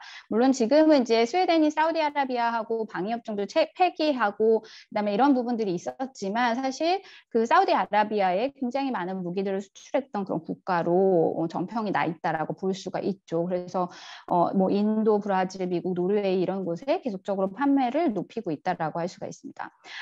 그리고 영국 같은 경우에는 사실은 그 스웨덴이 사우디아라비아랑 방위협정을 폐기했지만 영국은 작년 같은 경우에 한 1조 7천억 원 정도의 무기 거래를 더 확대시킨 그러한 국가로 알려져 있고요. 그다음에 얼마 전에 이제 저희가 신문에서도 봤지만 영국이 핵탄두 보유량을 40% 증가하겠다라고 하는 것들을 발표를 했는데, 사실은 그 유엔 안전보장 이사회 국가 중에서 핵탄두 보유량이 가장 적은 국가 중에 하나였는데 이제 180개에서 260개로 늘리겠다라고 하는 것들을 이야기했고, 그러면서 러시아나 중국 같은 경우가 계속적으로 이야기하는 이거는 이제 핵무기가 관련한 부분에 어떤 군사력 우위 확보 차원에서 강조하는 그런 측면으로 계속적으로 핵 보유량을 늘리려고 하는 그런 국가들로 볼 수 있습니다. 대한민국 같은 경우에는 아까 고유경 선생님께서 설명을 하셨지만 잘 설명해 주셨는데, 주요 무기 수출국이자 수입국이고 또 예멘에 관련한 이야기도 해주셨고, 방산 수출을 계속적으로 확대하고 있고, 얼마 전에 그 9월 17일 보도자료에 보니까 사업청이랑 산업통상자원부가 방위사업 분야에도 로봇 보급을 본격적으로 착수하겠다, 이런 거를 보도자료로 냈더라고요. 그리고 또 우리나라 같은 경우에는 이제 체류탄과 관련한 부분에 있어서의 어떤 정확한 입장을 얘기하지 못하고 있고, 한국산 전차나 제조탄약, 소형무기 이런 것들도 계속적으로 수출하고 있는 그런 국가로 정평이 나 있습니다.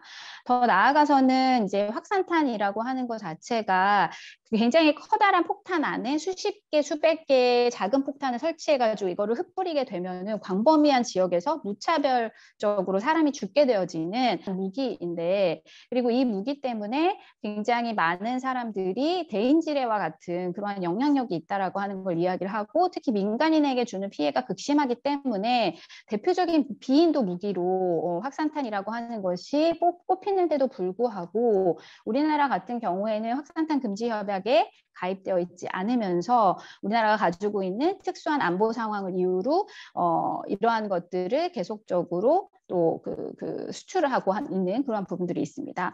고유경 선생님께서도 말씀해 주셨지만 2022년, 26년까지 국방 중기 계획 관련한 것이 이제 발표가 되어지고 아직 확정이 되지는 않았지만 2022년의 예산 자체가 2021년 대비 4.5% 오른 55조 2,277억 원으로 지금 예산안을 내고 있는 거죠. 그런데 이제 이걸 보면은 사실 문재인 정부가 임기를 시작한 2017년 국방 예산이 한 40조 3,347억 원이었었어요. 그런데 지금 요거를 보시면 무려 한 반 이상 정도 증가했다라고 하는 것을 볼 수가 있는 거고, 그리고 2026년이 되면 70조 정도가 될 것이다라고 하는 것인데, 이거 자체가 이제 보여주는 것 자체가 사실 앞으로 우리나라가 거의 그 패권 국가인 미국과 마찬가지로 국내 총생산 대비의 어떠한 그 국방비의 비율이 계속적으로 증가하는 국가 중에 하나일 것이다라고 하는 것을 예측할 수밖에 없고, 말씀 주신 것처럼 겉으로는 우리가 평화를 이야기하고 종전을 이야기하지만 안으로는 전쟁을 준비하고 있다라고 하는 것에 대한 부분에 있어서 뭐라 정확하게 이야기하거나 설득할 수 없는 그러한 논리들을 가질 수밖에 없는 측면들이 있다라고 볼 수가 있습니다.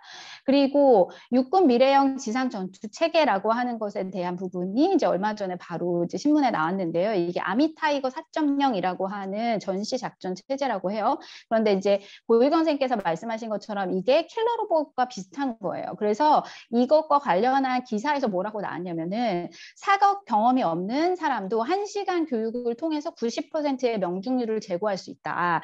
그리고 우리나라가 과학화 전투와 훈련을 통해서 앞으로 모든 육군이 이러한 미래형 지상 전투 체계를 수립하겠다라고 하는 것에 대한 이야기를 발표를 하고 있습니다. 그래서 인간이 가진 오류라고 하는 것을 기계가 극복할 수 있지 못하다라고 하는 것을 우리가 굉장히 잘 알고 있잖아요. 그리고 이제 드론 공격으로 인해서 민간인 사망했던 사례들도 너무나 많이 봤고, 그래서 얼마 전에 이제 미군이 행했던 민간인에 대한 부분들도 있었었는데, 그 문제와 불평등이라고 하는 것을 여전히 강구하고 있는 게 이제 대한민국의 현실이다라고 하는 것을 좀 볼 수가 있습니다.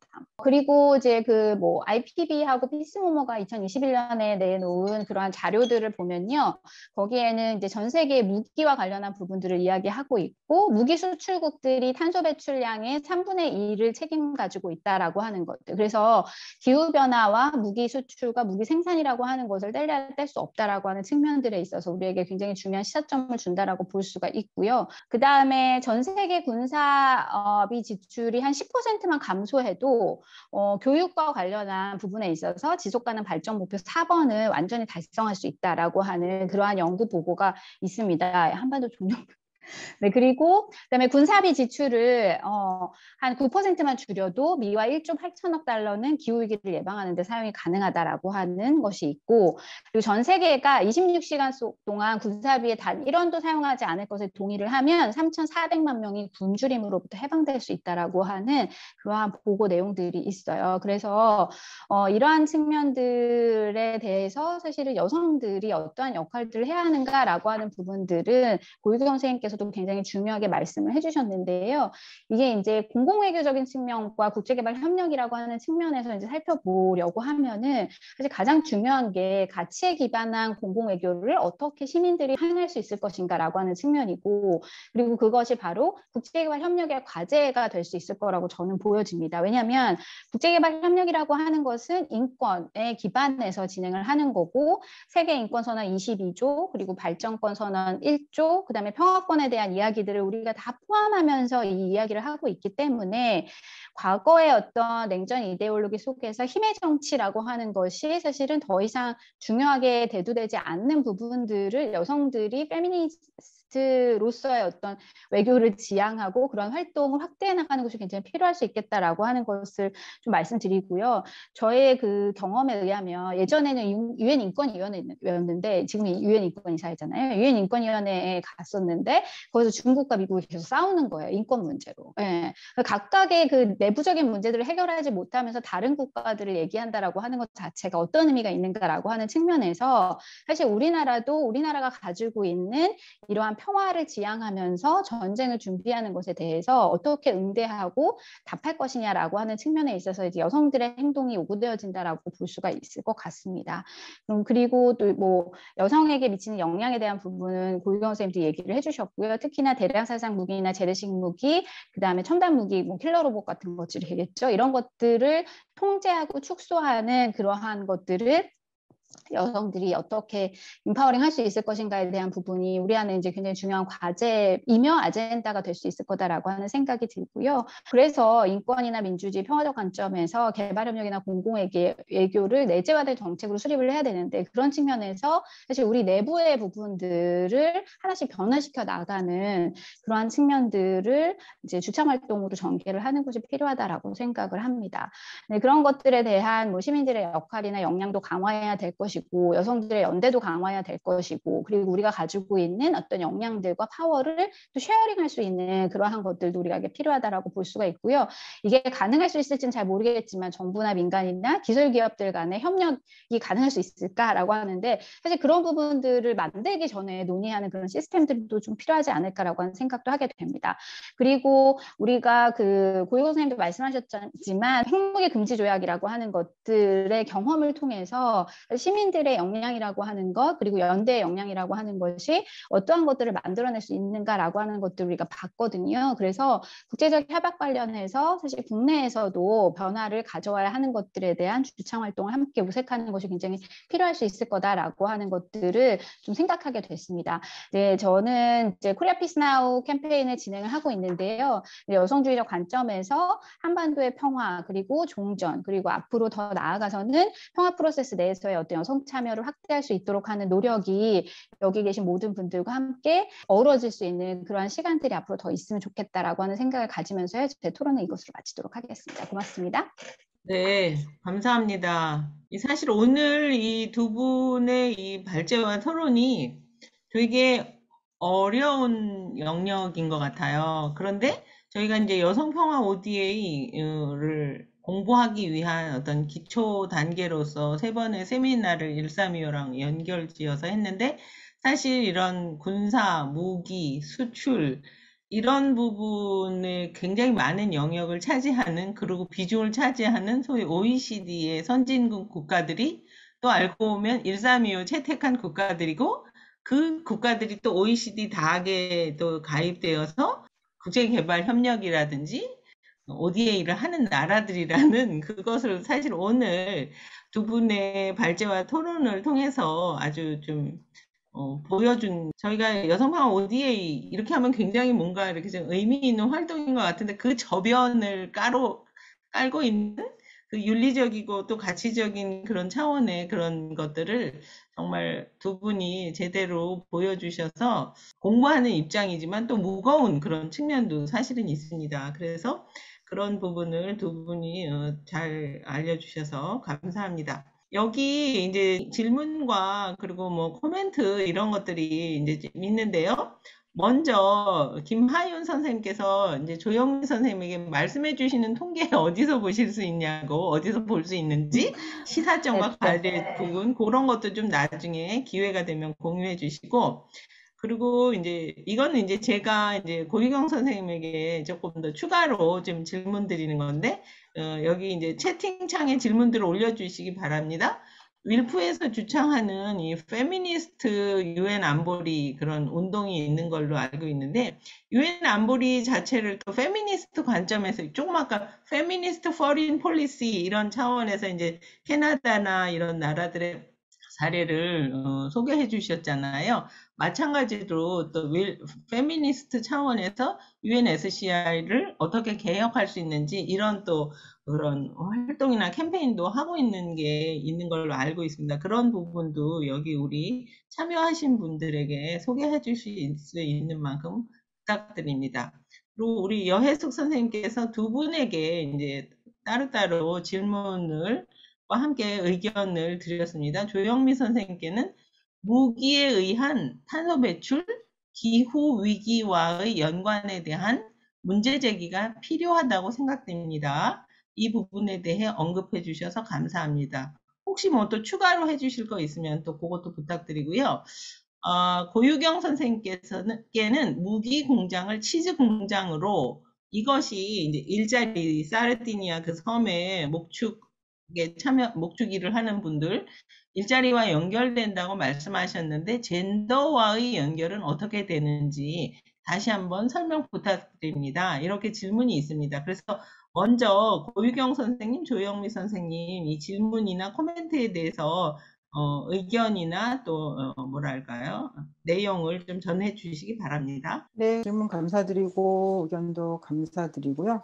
ODA와 여성과 평화와 무기와 이런 걸 어떻게 연결을 해서 이해를 하지라고 하는 부분 상당히 어려운 얘기들이 지금 펼쳐지고 있는데 또 한편으로는 사람 목숨에 대한 얘기잖아요. ODA도 사람 목숨에 대한 얘기고 무기 문제도 마찬가지로 사람 목숨에 대한 평화 문제도 마찬가지로 사람 목숨에 대한 얘기인데 이 한국이라는 사회가 매우 이렇게 경계에 있다 저는 생각이 들어요. 그러니까 특히 우리는 이제 과거 분단, 뭐 군사 독재, 뭐 이런 학살의 시기에서 이제 어쨌든 경제적으로나 사회 정치적으로나 이렇게 많이 발전해오고 변화되어 왔고 하지만 또 한편으로는 불평등이 확산되고 있고 빈부격차도 늘어나고 있는 뭐 이런 것들이 있죠. 그런 상황에서 분단이 여전히 있고 군비는 여전히 늘어나고 있는데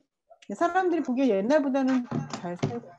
하지만 우리가 겪고 있는 과거에 겪어왔던 문제들이 우리로 인해서 우리의 행동으로 인해서 다른 곳에 똑같이 벌어지고 있다면 어떻게 되는가 이런 문제가 저는 이 국제 시민 여성 사회들의 활동에서 드러난다고 생각이 듭니다. 예를 들어서 이탈리아의 사례인 경우에 사실 모기 공장을 치즈 공장으로, 그러니까 군축에 대한 활동은 한국 사회에도 많이 이제 얘기가 되고, 뭐 총을 갈아서 뭐 보습으로 만들자 뭐 이런 활동들 뭐 이런 것도 많이 해왔는데 이것이 어떤 거 연결을 했냐면 무기를 수출하는 문제. 그래서 결국 그 해당 지역의 분쟁 지역에 인도적인 이런 상황이 악화되는 민간인의 피해를 더욱 확산시켜내는 방향으로 기여하고 있다는 점에 대해서 이탈리아 사람들이 자신의 정부를 움직여서 그 무기 수출을 중지시키고 해당 지역이 조금이라도 인도적 상황이 개선될 수 있도록 하는 데 기여할 두 가지를 다 동시에 목표로 삼고 활동을 해왔다는 것이라는데 저는 좀 주목해 봤습니다. 특히 이런 문제는 서로 이해를 높이는 과정이 없이는 할 수가 없는 일이라는 생각이 들어요. 그러니까 무기가 어떻게 지금 거래되고 있는지 그 무기가 어떤 무기인지 공부를 해야 되거든요. 그러니까 예를 들면 아까 제가 말씀드린 아랍에미레이트의 한화가 천무라는 로켓포를 9천억 판매하기로 계약했다고 발표가 됐을 때 천무라고 하면 이게 뭔 말인지 모르겠잖아요. 그럼 그게 무슨 무기야? 이게 다연장 로켓포라고 하는데 도대체 그게 뭐지? 라고 질문을 했을 때 요거에 대해서 보여주는 게 뭐냐면 영화 강철비 혹시 보셨는지 모르겠어요. 강철비 1편에 개성공단에서 일하는 사람들이 이제 상황이 벌어집니다. 이렇게 갑자기 로켓포가 날라와서 하늘에서 터져요. 그러니까 아까 조현민 선생님 말씀하신 집속탄 개념인데 로켓이 하늘에서 터져요. 그래서 그게 자탄으로 막 퍼진 다음에 떨어져서 터지는 거죠. 그래서 순식간에 축구장 3개, 여러분 이제 상상을 해보세요. 축구장이 3개가 있어요. 이 3개가 동시에 초토화, 남아나는 게 없어요. 거기 있는 모든 것들이 다 생명을 잃는 거죠. 이런 무기를 파는 건데 그것이 어떤 관계가 있는지에 대해서 생각을 해봐야 된다는 거예요. 그 무기는 우리가 왜 개발하냐면 북한하고 싸우려고 개발하고 있거든요. 근데 그 무기를 개발하는데 돈을 엄청 써요. 그리고 그 무기를 저기다 팔아요. 그리고 그 무기를 또 유럽 아랍에미리트 자기들 쓰느냐 다른 나라가 또 쓰는 거죠. 이렇게 가는 과정에서 결국 전국에 예멘에 있는 여성과 이탈리아에 있는 여성이 함께 이렇게 지금 우리가 하고 있는 것처럼 줌으로 만나요. 그래서 예멘 여성이 그 무기로 인해서 예멘 지역에 어떤 문제들이 벌어지고 있는지 설명을 합니다. 그러면 이탈리아 여성들이 그것이 가지고 있는 또 이탈리아 내에서의 상황들에 대해서 설명을 합니다. 그러면 거기에서 이 무기 거래와 무기 수출로 인해서 이 젠더적 영향이 어떤 것들이 있는가를 동시에 드러내는 거죠. 그러니까 질문에서는 예를 들면 예멘에서의 분쟁 상황이 여성에게 어떤 영향을 미치는가라고 봤을 때 여성들이 살 수 있는 공간, 안정적 공간이 없고, 그 여성들은 주로 이제 그 생계와 양육과 그리고 더불어서 이제 여러 가지 이 의무가 주어지는데 그런 의무들을 동시에 다 해내야 되면서, 그리고 무력이 지금 벌어지고 있기 때문에 여성의 노동의 가치는 인정될 수가 없는 상황들이 지속되고, 그 삶이 바로 앞에서 사느냐 죽느냐 문제로 벌어지고 있고, 지속적이지 않고 이런 얘기들이 쭉 나오는 거죠. 그러면 이탈리아 같은 경우에는 이 무기 공장이 이 주되게, 그러니까 그런 방향으로 무기를 판매하고 무력이 더 우선에 드는 방향으로 사회가 발전하는 경우에 여성들이 노동의 가치, 여성들의 지위, 여성들이 더욱더 잘할 수 있는 공간에서 펼쳐지는 것들에 대한 부분들이 능력들이 이제 부차적인 것으로, 덜 중요한 것으로 간주가 되고, 오히려 이런 군사적 활동이라든가 무력 사용에 더 능력이 뛰어난 사람들이 권력을 유지하고 권력을 향유하면서 이익을 창출하는 방식으로 사회가 운영되고 작동되는 것에 대한 문제제기를 여성들이 하는 것이죠. 그래서 저는 그런 부분이 젠더적 관점에서 무기공장, 취직공장 이렇게 연결된다고 생각을 합니다. 취직공장을 만드는 거는 젠더적 물론 영향이 있겠지만 그 부분이 무기하고는 크게 차이가 있을 거라고 생각이 들어요.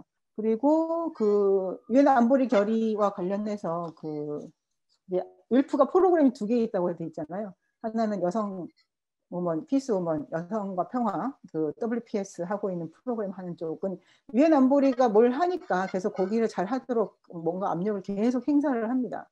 그러면 이제 제일 많이 하는 것이 그 각 분쟁 지역에서 여성들이 활동을 하는데, 이 여성들이 그 유엔 안보리에 와서 증언하고 어떻게 이 분쟁이 해당 지역의 여성들에게 안전에 큰 위협이 되고 어떤 식으로 이거 바꿔내야 되는지에 대해서 여성들이 직접 제안을 하는, 이런 그 증언하는 그런 것들을 기획을 하고 마련하는 일들을 합니다.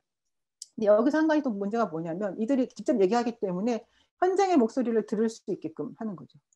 근데 또 한편으로 이 여성들이 증언을 했는데 증언한 다음 다시 돌아가잖아요. 근데 그 돌아간 후에 이 여성들이 안전이 보장이 안 되는 거예요.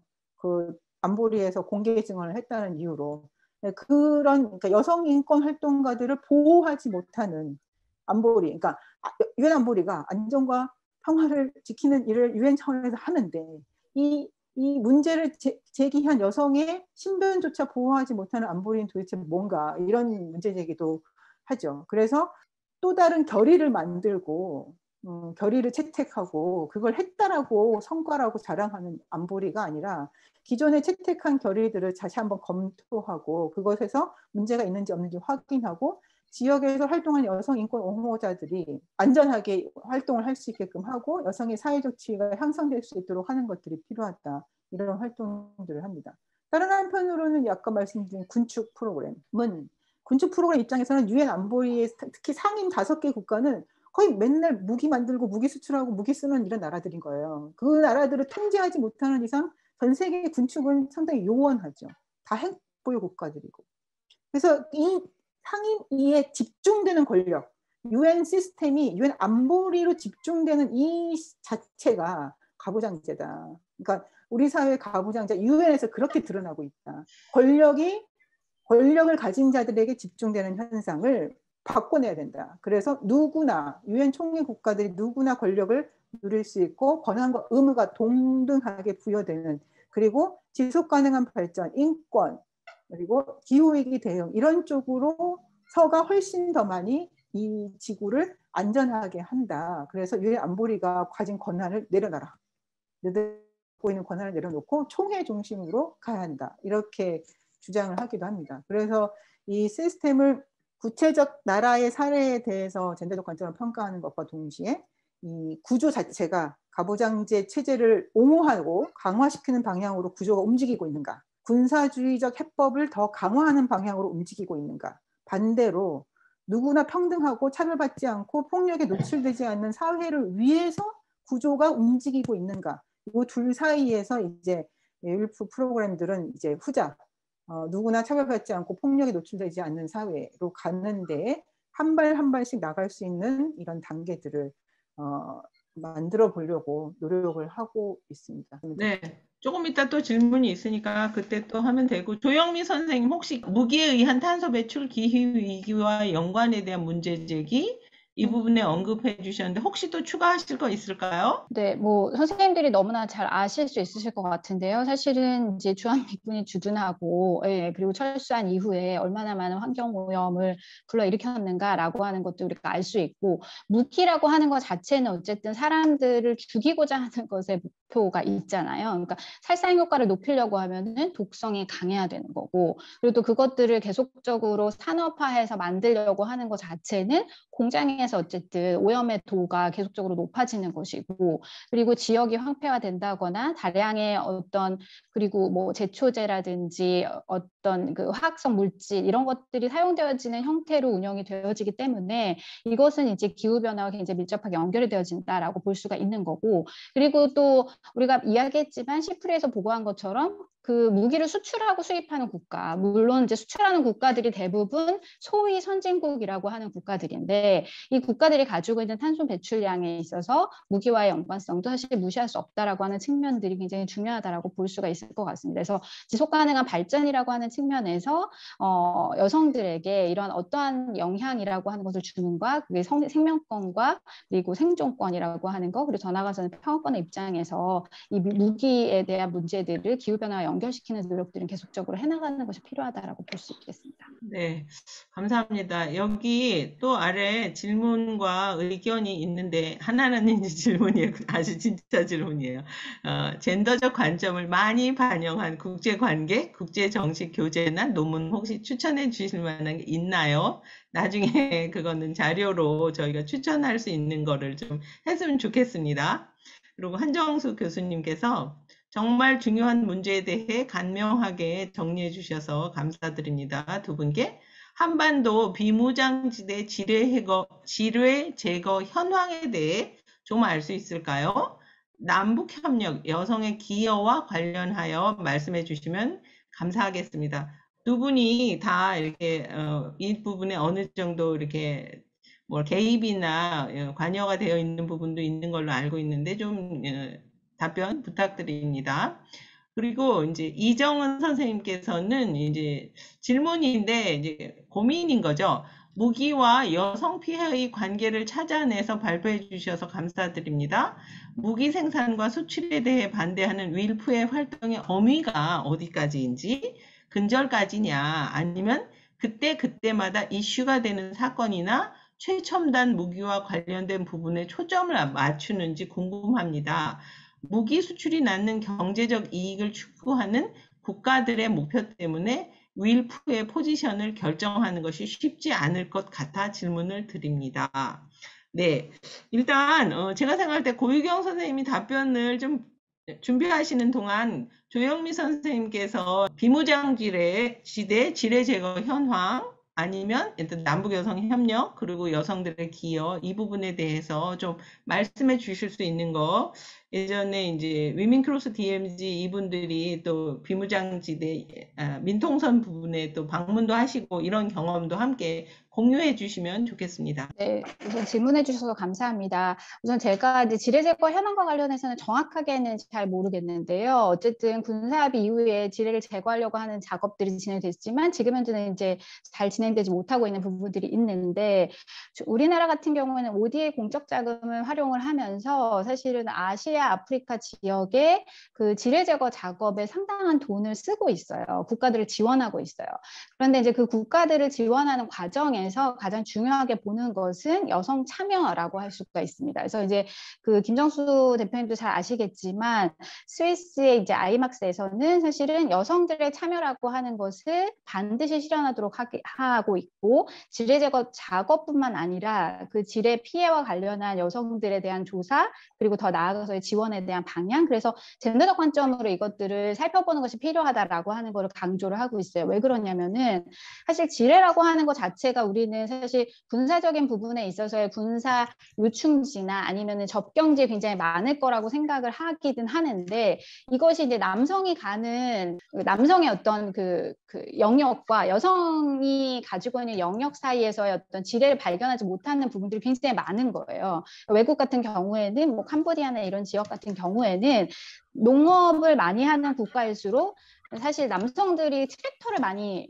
몰잖아요. 그런데 여성들은 이제 주로 이제 그 잡초를 뽑거나 김을 매거나 하는 작업들을 하는데, 그런 굉장히 디테일한 작업들을 하면서 지뢰를 받는 경우들이 훨씬 남성보다 그 피해가 훨씬 더 많다라고 하는 연구 결과들이 있기 때문에, 이러한 측면에서 어떠한 경로라든지 그 다음에 그 지뢰를 발견할 수 있는 부분이라든지 이런 것들에 있어서 여성적 시각이라고 하는 것이 굉장히 중요하게 대두돼야 된다라고 하는 것들을 강조하고 있습니다. 그런 측면에서 이제 그 3차 그 국가행동 계획을 수립할 때 사실은 이제 지뢰 제거와 관련한 부분에 있어서의 어떤 여성의 참여라고 하는 것을 사실 초창기에 논의를 굉장히 많이 했었었는데, 사실 그 부분이 이제 들어가기가 굉장히 어려운 측면들이 있었던 건 뭐였냐면은, 사실 이게 이제 국방부가 가지고 있는 고유의 권한이다라고 하는 측면에서 이게 그 UNSC 1325의 중요한 아젠다로 들어가기 어려웠던 그런 부분들이 있습니다. 그런데 국제 규범적인 부분이랑 연결을 한다라고 하면 지뢰 제거 작업과 지뢰를 제거하는 과정에서의 어떤 여성 참여라고 하는 것은 반드시 실현해야 되는 것 중에 하나라고 볼 수가 있고, 그런 부분들은 아마 그 여성들도 사실 여성 단체들도 굉장히 주목해야 될 지점이 아닌가라고 하는 생각이 있습니다. 그리고 UNSC 1325 원래 원 안에는 사실 지뢰 제거라고 하는 것이 굉장히 중요한 내용으로 들어가 있기 때문에, 그러한 부분들을 우리가 굉장히 디테일하게 만들어내는 것도 좀 필요할 수 있겠죠. 네. 네. 지뢰 관련해서는 이제 접경지, 그러니까 민통선이나 비무장지대뿐만 아니라 군부대 후방에서도 굉장히 많이 발견되는 거로 얼마 전에 녹색연합에서 나온 보고서에 나와서 저 자신도 많이 깜짝 놀랐고요. 그리고 제가 이제 통일부 쪽이랑 이제 지뢰 관련해서 이제 이야기할 기회가 있었는데, 통일부조차 국방부 관할이어서 통일부도 제대로 지뢰 문제에 대해서 접근을 하지 못하고 있는 걸로 저희가 좀 알 수 있었습니다. 그래서 시민 참여, 여성 참여는 아직 요원하고, 그리고 성별 영향 평가, 물론 시민들 아니면은 이제 민간인들의 피해가 굉장히 큰데, 그래도 성별 영향 차원에서는 아직 조사는 제대로 된 거는 없지만, 경기여성단체 연합 차원에서 여성들, 파주나 그 연천 지역의 여성들에 대한 이제 조사를 지금 하고 있는 것으로 알고 있습니다. 그래서 그런 부분에 대해서는 나중에 또 공유할 수 있으면 했으면 좋겠습니다. 저는 네. 사실은 정경란 선생님이 사실은 지뢰 네. 관련한 부분에 있어서 네네네. 굉장히 중요하게 역할을 많이 해 맞습니다. 주셨었거든요, 초창기에. 그래서 그러한 부분들과 연결시켜가지고 사실 아젠다들을 계속 좀 발전시켰으면 좋겠다라고 하는 제안을 드리고 싶습니다. 네. 좋습니다. 고유경 선생님, 혹시 또 이제 조금 아까 질문 나온 거 윌프의 활동 범위는 어디까지냐, 어떤 고민을 가지고 있는지 이 부분에 대해서도 좀 나눠주셨으면 좋겠습니다. 네. 네, 감사합니다. 율프가 가지고 있는, 아까 제가 처음에도 말씀드렸지만, 그 여성의 관점에서, 그러니까 페미니즘의 관점에서 군축, 그러니까 무기라든가 군대라든가 이런 것들에 대해서 이제 분쟁 지역에 대한 분쟁 문제 해소라든가 이런 활동을 하고 있는 단체들은 더 많이 있어요. 그래서 다양하게 소개를 해드리면 좋겠는데, 제가 아직 잘 괜찮아요. 제가 알고 있는 정도에서 일단 말씀을 드렸고요. 윌프의 이 군축 관련된 활동을 하는 분들은 일단 기본적으로 그런 생각에 기초하고 있습니다. 그러니까 이건 윌프의 기본인데, 전쟁, 무력 분쟁, 군대, 무기에 의존하는 사회는 여성들이 존엄과 자아 실현을 할 수 있는 환경을 조성할 수 없다. 그 문제가 해결되지 않은 상태에서 여성의 자아 실현이라든가 여성의 존엄이 지켜진다거나 인권이 지켜진다거나 이런 것들은 불가능하다. 그것은 가부장제를 더욱더 공고하게 하고 여성의 가치를 그 하위에 두는 방식으로 운영이 되기 때문에 그것을 해결하는 것이 상당히 중요하다. 이 이야기를 이것이 기본에 깔려 있습니다. 그래서 아까 처음에 얘기했던 울프가 그 1차 세계대전 때 여성들의 모임에서 발전해왔다고 얘기를 말씀드렸을 때 그 당시 여성들이 참정권 운동하는 여성들이었어요. 여성에게 시민권을 달라, 여성도 시민이다, 시민권을 달라라는 운동을 하는 사람들이 전쟁 상황이 벌어지니까 그게 더 어려워지는 거죠. 그걸 직접 본인들이 겪은 거예요. 유럽이잖아요. 그 당시 전쟁은 유럽에서 벌어졌기 때문에 지금은 전쟁이 유럽이 아닌 곳에서 벌어지지만 그 전쟁을 겪으면서 보니까 이게 참정권 실현 운동이 더 어려워지는 거예요. 전시 상황이라는 것은. 전시 상황은 모든 걸 다 포기해야 되잖아요. 근데 그것이 해결할 방법이 없는 전시 상황이 끝나지 않고서는. 빨리 전시 상황을 끝내고 여성이 인간답게 살 수 있는 환경을 만들어야 되는 것을 절감하고 그걸 나선 거죠. 그래서 저는 그 핵심적인 사고, 생각, 뿌리 이것이 지금까지 이어져 오면서 그런 사회, 어떤 사회를 만들 것인가. 그래서 무기, 군대, 군사화되는 것 이런 것에 의존하는 사회는 여성들의 자아실현, 인권 증진에 방해가 된다. 그것을 극복해야 된다라는 것이고 그런 취지에 기초해서 이제 캠페인을 벌립니다. 그래서 캠페인은 윌프가 단독으로 벌린다기보다는 전 세계적인 이 군축 운동과 함께 연대해서 벌리고 그것은 상당히 전략적으로 움직입니다. 그래서 자신의 기본적으로 이제 이해를 높이는 교육 활동을 하는 것과 동시에 어떤 것을 성취하기 위해서 목표를 세우고 그걸 이뤄나가는 과정을 밟아가는 전략을 세우는 것이 이제 함께 병행이 돼야 되거든요. 그래서 교육은 어떤 사회가 여성의 인권 증진과 여성의 자아실현과 여성의 존엄을 지키는 데 있어서 어떤 사회가 우리에게 바람직한가라는 교육을 하는 것과 플러스 이걸 이뤄내기 위해서 당장 핵무기를 금지시켜야 되는데 그럼 이거 어떻게 하지? 플러스 핵무기 금지가 과연 우리에게 지금 절박한 것인가? 이것이 가는 의미가 뭘까? 이런 토론들을 거치면서 캠페인을 확장시키고 참여를 높여나가는 방식으로 되죠. 물론 말씀하신 것처럼 이게 무기와 관련된 얘기는 쉽지가 않아요. 아까 말씀드린 무기 수출, 무기 거래의 상당수가 소위 말하는 선진국들 사이에서 벌어지고 그들이 갖고 있는 무기의 규모와 이 상황이 이제 만만치는 않죠. 만만치는 않지만 이것을 극복하는 것은 바로 우리가 잘 알고 있는 바로 민주주의적 작동 원리로 극복이 된다고 믿는 것입니다. 그래서 이 가난하고 뭐 별로 힘도 없어 보이고 무기도 없는데 그들도 하나의 국가로 존중받는 것이 유엔 체제라고 한다면 그들이 나서서 핵무기 금지를 실현시키는 것으로 우리가 함께 하자. 킬러 로봇도 금지시키는 방향으로 함께 하자. 그런 방식으로 유엔 체제 내에서 민주주의를 확산시키고 이걸 더 가능하게 하는 방법은 전 지구적 차원에서의 민주주의를 확산시키는 거죠. 그래서 이 평화와 안보라는 것은 무기로 지켜지는 게 아니라 인간의 존엄과 인간의 자아를 실현하는 데 있어서 기본적인 인간의 안전을 지키는 인간 안보의 원리 정신에 기초해서 바로 민주주의 방식으로 움직이게 된다. 그래서 여러분들의 목소리 하나하나가 그것이 이런 얘기가 있죠. 뭐 핵무기를 만들지 말라. 근데 왜 북한에 핵무기 만들지 말라고 하는데 미국이 핵무기 만들지 말라고 하는 거는 비현실적인 얘기라고 해요. 미국 보고 핵무기를 다 없애라고 주장하는 것에 대한 비현실적이라고 얘기를 하고 북한의 핵무기를 없애라고 하는 것은 반드시 해야 될 일이라고 하는 거죠. 한편에서는 북한의 비현실적으로 얘기하는 사람도 있어요. 하지만 지금 정부는 그걸 하는 것을 목표로 하고 있죠. 비현실이라는 것은 누가 비현실이라고 얘기하느냐를 봐야 된다는 겁니다. 그래서 여성들이 안전하다고 느끼는, 안전하다고 생각하는 그 지점, 그 상태로 가기 위해서 여성들이 지향하는 바를 얘기할 때 그것이 현실 타당한 얘기인가? 현실적이지 않고 허무맹랑한 얘기인가? 라는 이것은 누가 얘기하는가를 봐야 된다. 여성들이 그것이 현실적이다라고 하면 그것이 아무리 지금 당장은 허무맹랑해 보여도 현실로 만들 수 있는 것입니다. 저는 그것이 바로 윌프가 지향하는 바가 아닌가 제가 뭐 조금이라도 이해를 했던 부분이 그러하고요. 그래서 구체적인 부분은 말씀드린 것처럼 전략적으로 움직인다. 뭐 실패할 수도 있다. 아까처럼 뭐 캐나다, 스웨덴, 영국 뭐 이런 데 다 그 여성 평화 안보 잘하는 나라거든요. 근데 무기도 제일 많이 팔고 막 엄청나게 활동한 군사적 활동한 나라이기 때문에 그 나라에서 활동한 여성 활동가들은 되게 힘들어해요. 너무 부끄러워하고 어떻게 해야 되지? 막 특히 이 중동 지역, 아프리카 지역 여성들을 만나면 너무 어떻게 할 수가 없는 거예요. 자신들의 나라에서 하는 무기로 그런 문제들이 생긴다는 것을 알고 있기 때문에.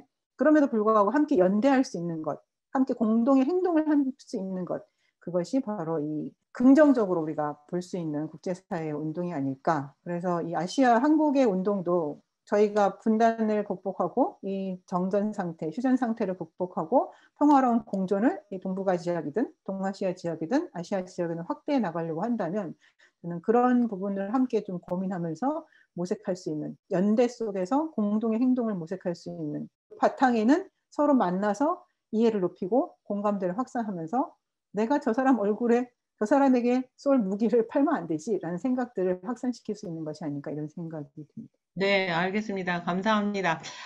저희가 이제 50분 정도는 마쳐야지 되는데, 일종의 이제, 공지사항 차원이랑 이제 마지막 질문이랑 함께 넘어가도록 하겠습니다. 조영미 선생님께 청년들이 관심을 가지고 있는 공공외교, 시민 공공외교 혹은 여성평화 공공외교의 이런 이야기들을 굉장히 많이 하는데, 이거에 대해서 좀 소개해 주시고, 그 민주화운동 기념사업회에서 하시는 그것도 좀 소개해 주시면 여기에 많이 도움이 될 것 같고, 이것이 여성평화 ODA와는 혹시 어떻게 관련이 있다고 보시는지 요것도 좀 이제 설명을 좀 해주시고 소개도 해주시고 홍보도 좀 해주셨으면 좋겠습니다. 그리고 이제 아까 이제 젠더 평화 나눔회에서 젠더 관련해서 여성가족부의 의견을 제출한 것을 정경란 선생님께서 소개하시고 또 자료까지도 또 공유해 주셨습니다.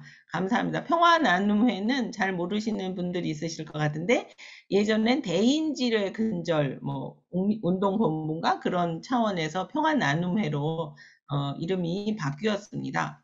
그리고 정경란 선생님 역시 한반도 평화와 관련해 비핵화, 재래식 무기 군축 등 현안이 많아서 이 부분과 관련해 구체적인 제안을 여성운동 내에서 별로 하지 못한다는 고유경 선생님의 의견에 동의합니다. 이게 이제 저희의 숙제죠. 조영민 선생님께 제가 이제 질문드린 이 참여자들을 위해서 이렇게 좀 정보나 이런 차원에서 부탁드린 거 한번 좀 공유해 주시기 바랍니다. 사실은 이제 뭐 시민 공공외교, 여성평화 공공외교라고 하는 것은 사실 이전에 선배님들이 사실 해오셨던 것이 1.5 트랙에 있어서의 어떤 굉장히 중요한 많은 사례들을 만들어 놓으신 거거든요. 이제 그게 최근에 와서 이제 조명을 받고 있는 거다라고 저는 생각이 들어요. 그래서 이전에 아시아 평화 여성의 역할이라고 하는 것도 사실은 국가가 할 수 없는 부분에 있어서 이제 위안부의 문제라든지 남성의 가부장주의라든지 한반도의 평화 문제들을 한국과 일본과 그리고 북한이 같이 이야기 나눌 수 있는 그런 테이블을 만들었다라고 하는 거는 이거는 사실 국가가 주도할 수 없는 부분에 있어서 굉장히 중요한 공공외교의 사례였다라고 생각이 들고, 또 하나는 그 정경란 선생님이 아마 이거 진행하셔가지고 갔다 오신 걸로 제가 알고 있는데 한반도 평화국민협의회에서 방미 활동하셨던 거 ASFC랑 같이 갔다 오신 것도 사실은 이게 그 학자들과 활동가들과 그리고 국회의원들과 공동으로 사실 핵 문제나 북미 갈등에 대한 어떤 대한민국 의회나 시민사회에 대한 정책을 제안했었던 그런 것도 사실 굉장히 중요한 공공외교의 사례인 거고, 그리고 아시아 평화와 여성의 역할 이어서 진행을 했었던 것들이 동북아 여성평화회의라고 하는 것들도 사실 굉장히 중요한 것들에 대한 사례라고 보여집니다. 근데 공공외교라고 하는 것이 이전에는 이제 이런 것들을 국제협력이라든지 이런 국제연대라고 하는 걸 굉장히 축소시켰다라고 하면은 사실 지금은 공공외교라고 하는 것 자체가 가치적인 측면에 있어서의 상호주의를 표방하는 그러한 부분에 있어서 외교로 변화돼야 된다. 그리고 공공외교의 주요한 에이전트가 누구인가라고 하는 측면에 있어서 이전에는 주로는 외교관이나 국회의원이나 이런 사람들이 공공외교를 한다라고 생각을 했는데 아시는 것처럼 그분들이 가지고 있는 성과보다는 사실 시민사회가 지속적으로 지속가능한 연대를 통해서 만들어낸 이뤄낸 그러한 성과들, 지금 우리 캠프에서 하시는, 그리고 양미경 선생님이 하셨던 그 위안부 문제 해결을 위한 노력들, 이런 것들은 사실은 국가가 할 수 없는 부분들을 전 세계적인 부분에 있어서 보편적 인권 측면에서 여성 인권으로 확대해 나가는 그러한 측면에서 굉장히 중요한 역할들을 했다라고 볼 수가 있습니다. 그러한 것들이 이제 국가에서는 향후에 이런 부분을 더 확대하기 위해서 공공외교 관련한 법령도 만들었고, 그것과 관련한 이제 연구들을 진행을 했고, 그리고 이러한 부분에 있어서의 아까 전에 제가 말씀드렸지만 내재적인 부분에 있어서, 그러니까 국내적 상황에 있어서의 어떤 운동과 국제적인 부분에 있어서의 연결고리들을 만들어내는 그러한 측면에 있어서의 어떤 시민공공외교라고 하는 것이 굉장히 중요하다라고 하는 것들에 대한 방점들을 계속 얘기하고 계셔서요. 그래서 그런 측면에서 최근에 공공외교라고 하는 것들이 확대되어졌고, 그런 것과 관련한 이론적인 맥락, 그다음에 이제 조망, 이런 것들이 계속 확대되고 있습니다. 이제 그런 거의 사례로 코리아 피스 나우에서 2019년도에 대통령, 미국에 있는 대선 이전에 그 대선 후보들과 관련한, 그리고 여성평화 안보 법을 만들었던 많은 국회의원들과 같이 연대했던 그런 사례들이 굉장히 좋은 공공외교 사례로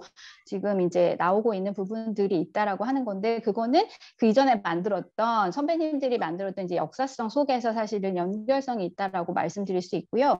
특히나 이제 청년들의 공공외교라고 하는 걸 계속적으로 강조하고 있어요. 누가 에이전트인가라고 하는 부분에 있어서 국가와 국가의 공공외교보다는 로컬이나 다차원적인 공공외교가 가지고 있는 성과들에 대한 조명들을 통해서 청년들이 그 안에서 역할을 해야 된다라고 하는 목소리도 굉장히 높아지고 있는데, 그런 측면에서 시민사회 단체와 대학이 같이 연대해서 민주화운동 기념사업회와 함께 공공외교 협력, 대학생 공공외교 협력단을 만들어서 활동을 하고 있습니다. 그래서 이 친구들이 한반도의 문제뿐만 아니라 보편적 인권 차원에서 국제협력이나 국제개발, 그리고 뭐 유엔과 연결되어지는 다양한 협약 관련한 부분들에 대한 것들도 공부를 하시면서 지속적으로 공공외교 활동들의 역할을 하시는 그러한 부분들로 역할을 하고 계시고요.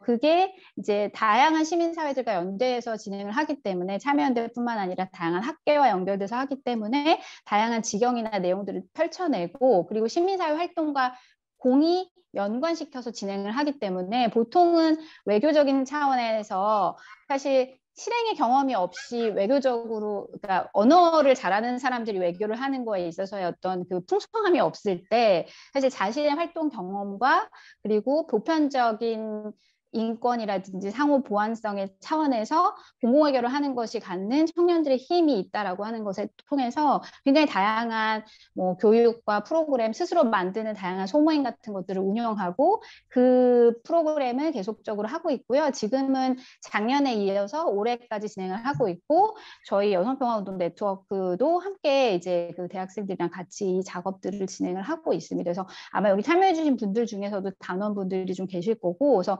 관련한 여러 가지 포럼들이 있잖아요. 뭐 예를 들면 경기도 DMZ 포럼도 있고, 그 통일부에서 하는 포럼도 있고, 여가부에서 하는 많은 포럼들에서 이분들이 자기의 역할들을 좀 하고 있고요. 저는 더 나아가서 이분들이 뭔가 자신의 목소리를 계속적으로 만들어내는 그러한 역할들과 또 한국의 정책을 바꿔내는 역할들도 공히 같이 하실 수 있지 않을까라고 하는 기대를 가지고 있습니다. 네. 네, 감사합니다. 좀 이제 마무리를 해야지 될 것 같습니다. 저는 오늘 개인적으로 그 킬러 로봇도 이제 성차별적인 그런 프로그램을 도입할 수 있다, 프로그래밍화 할 수 있다.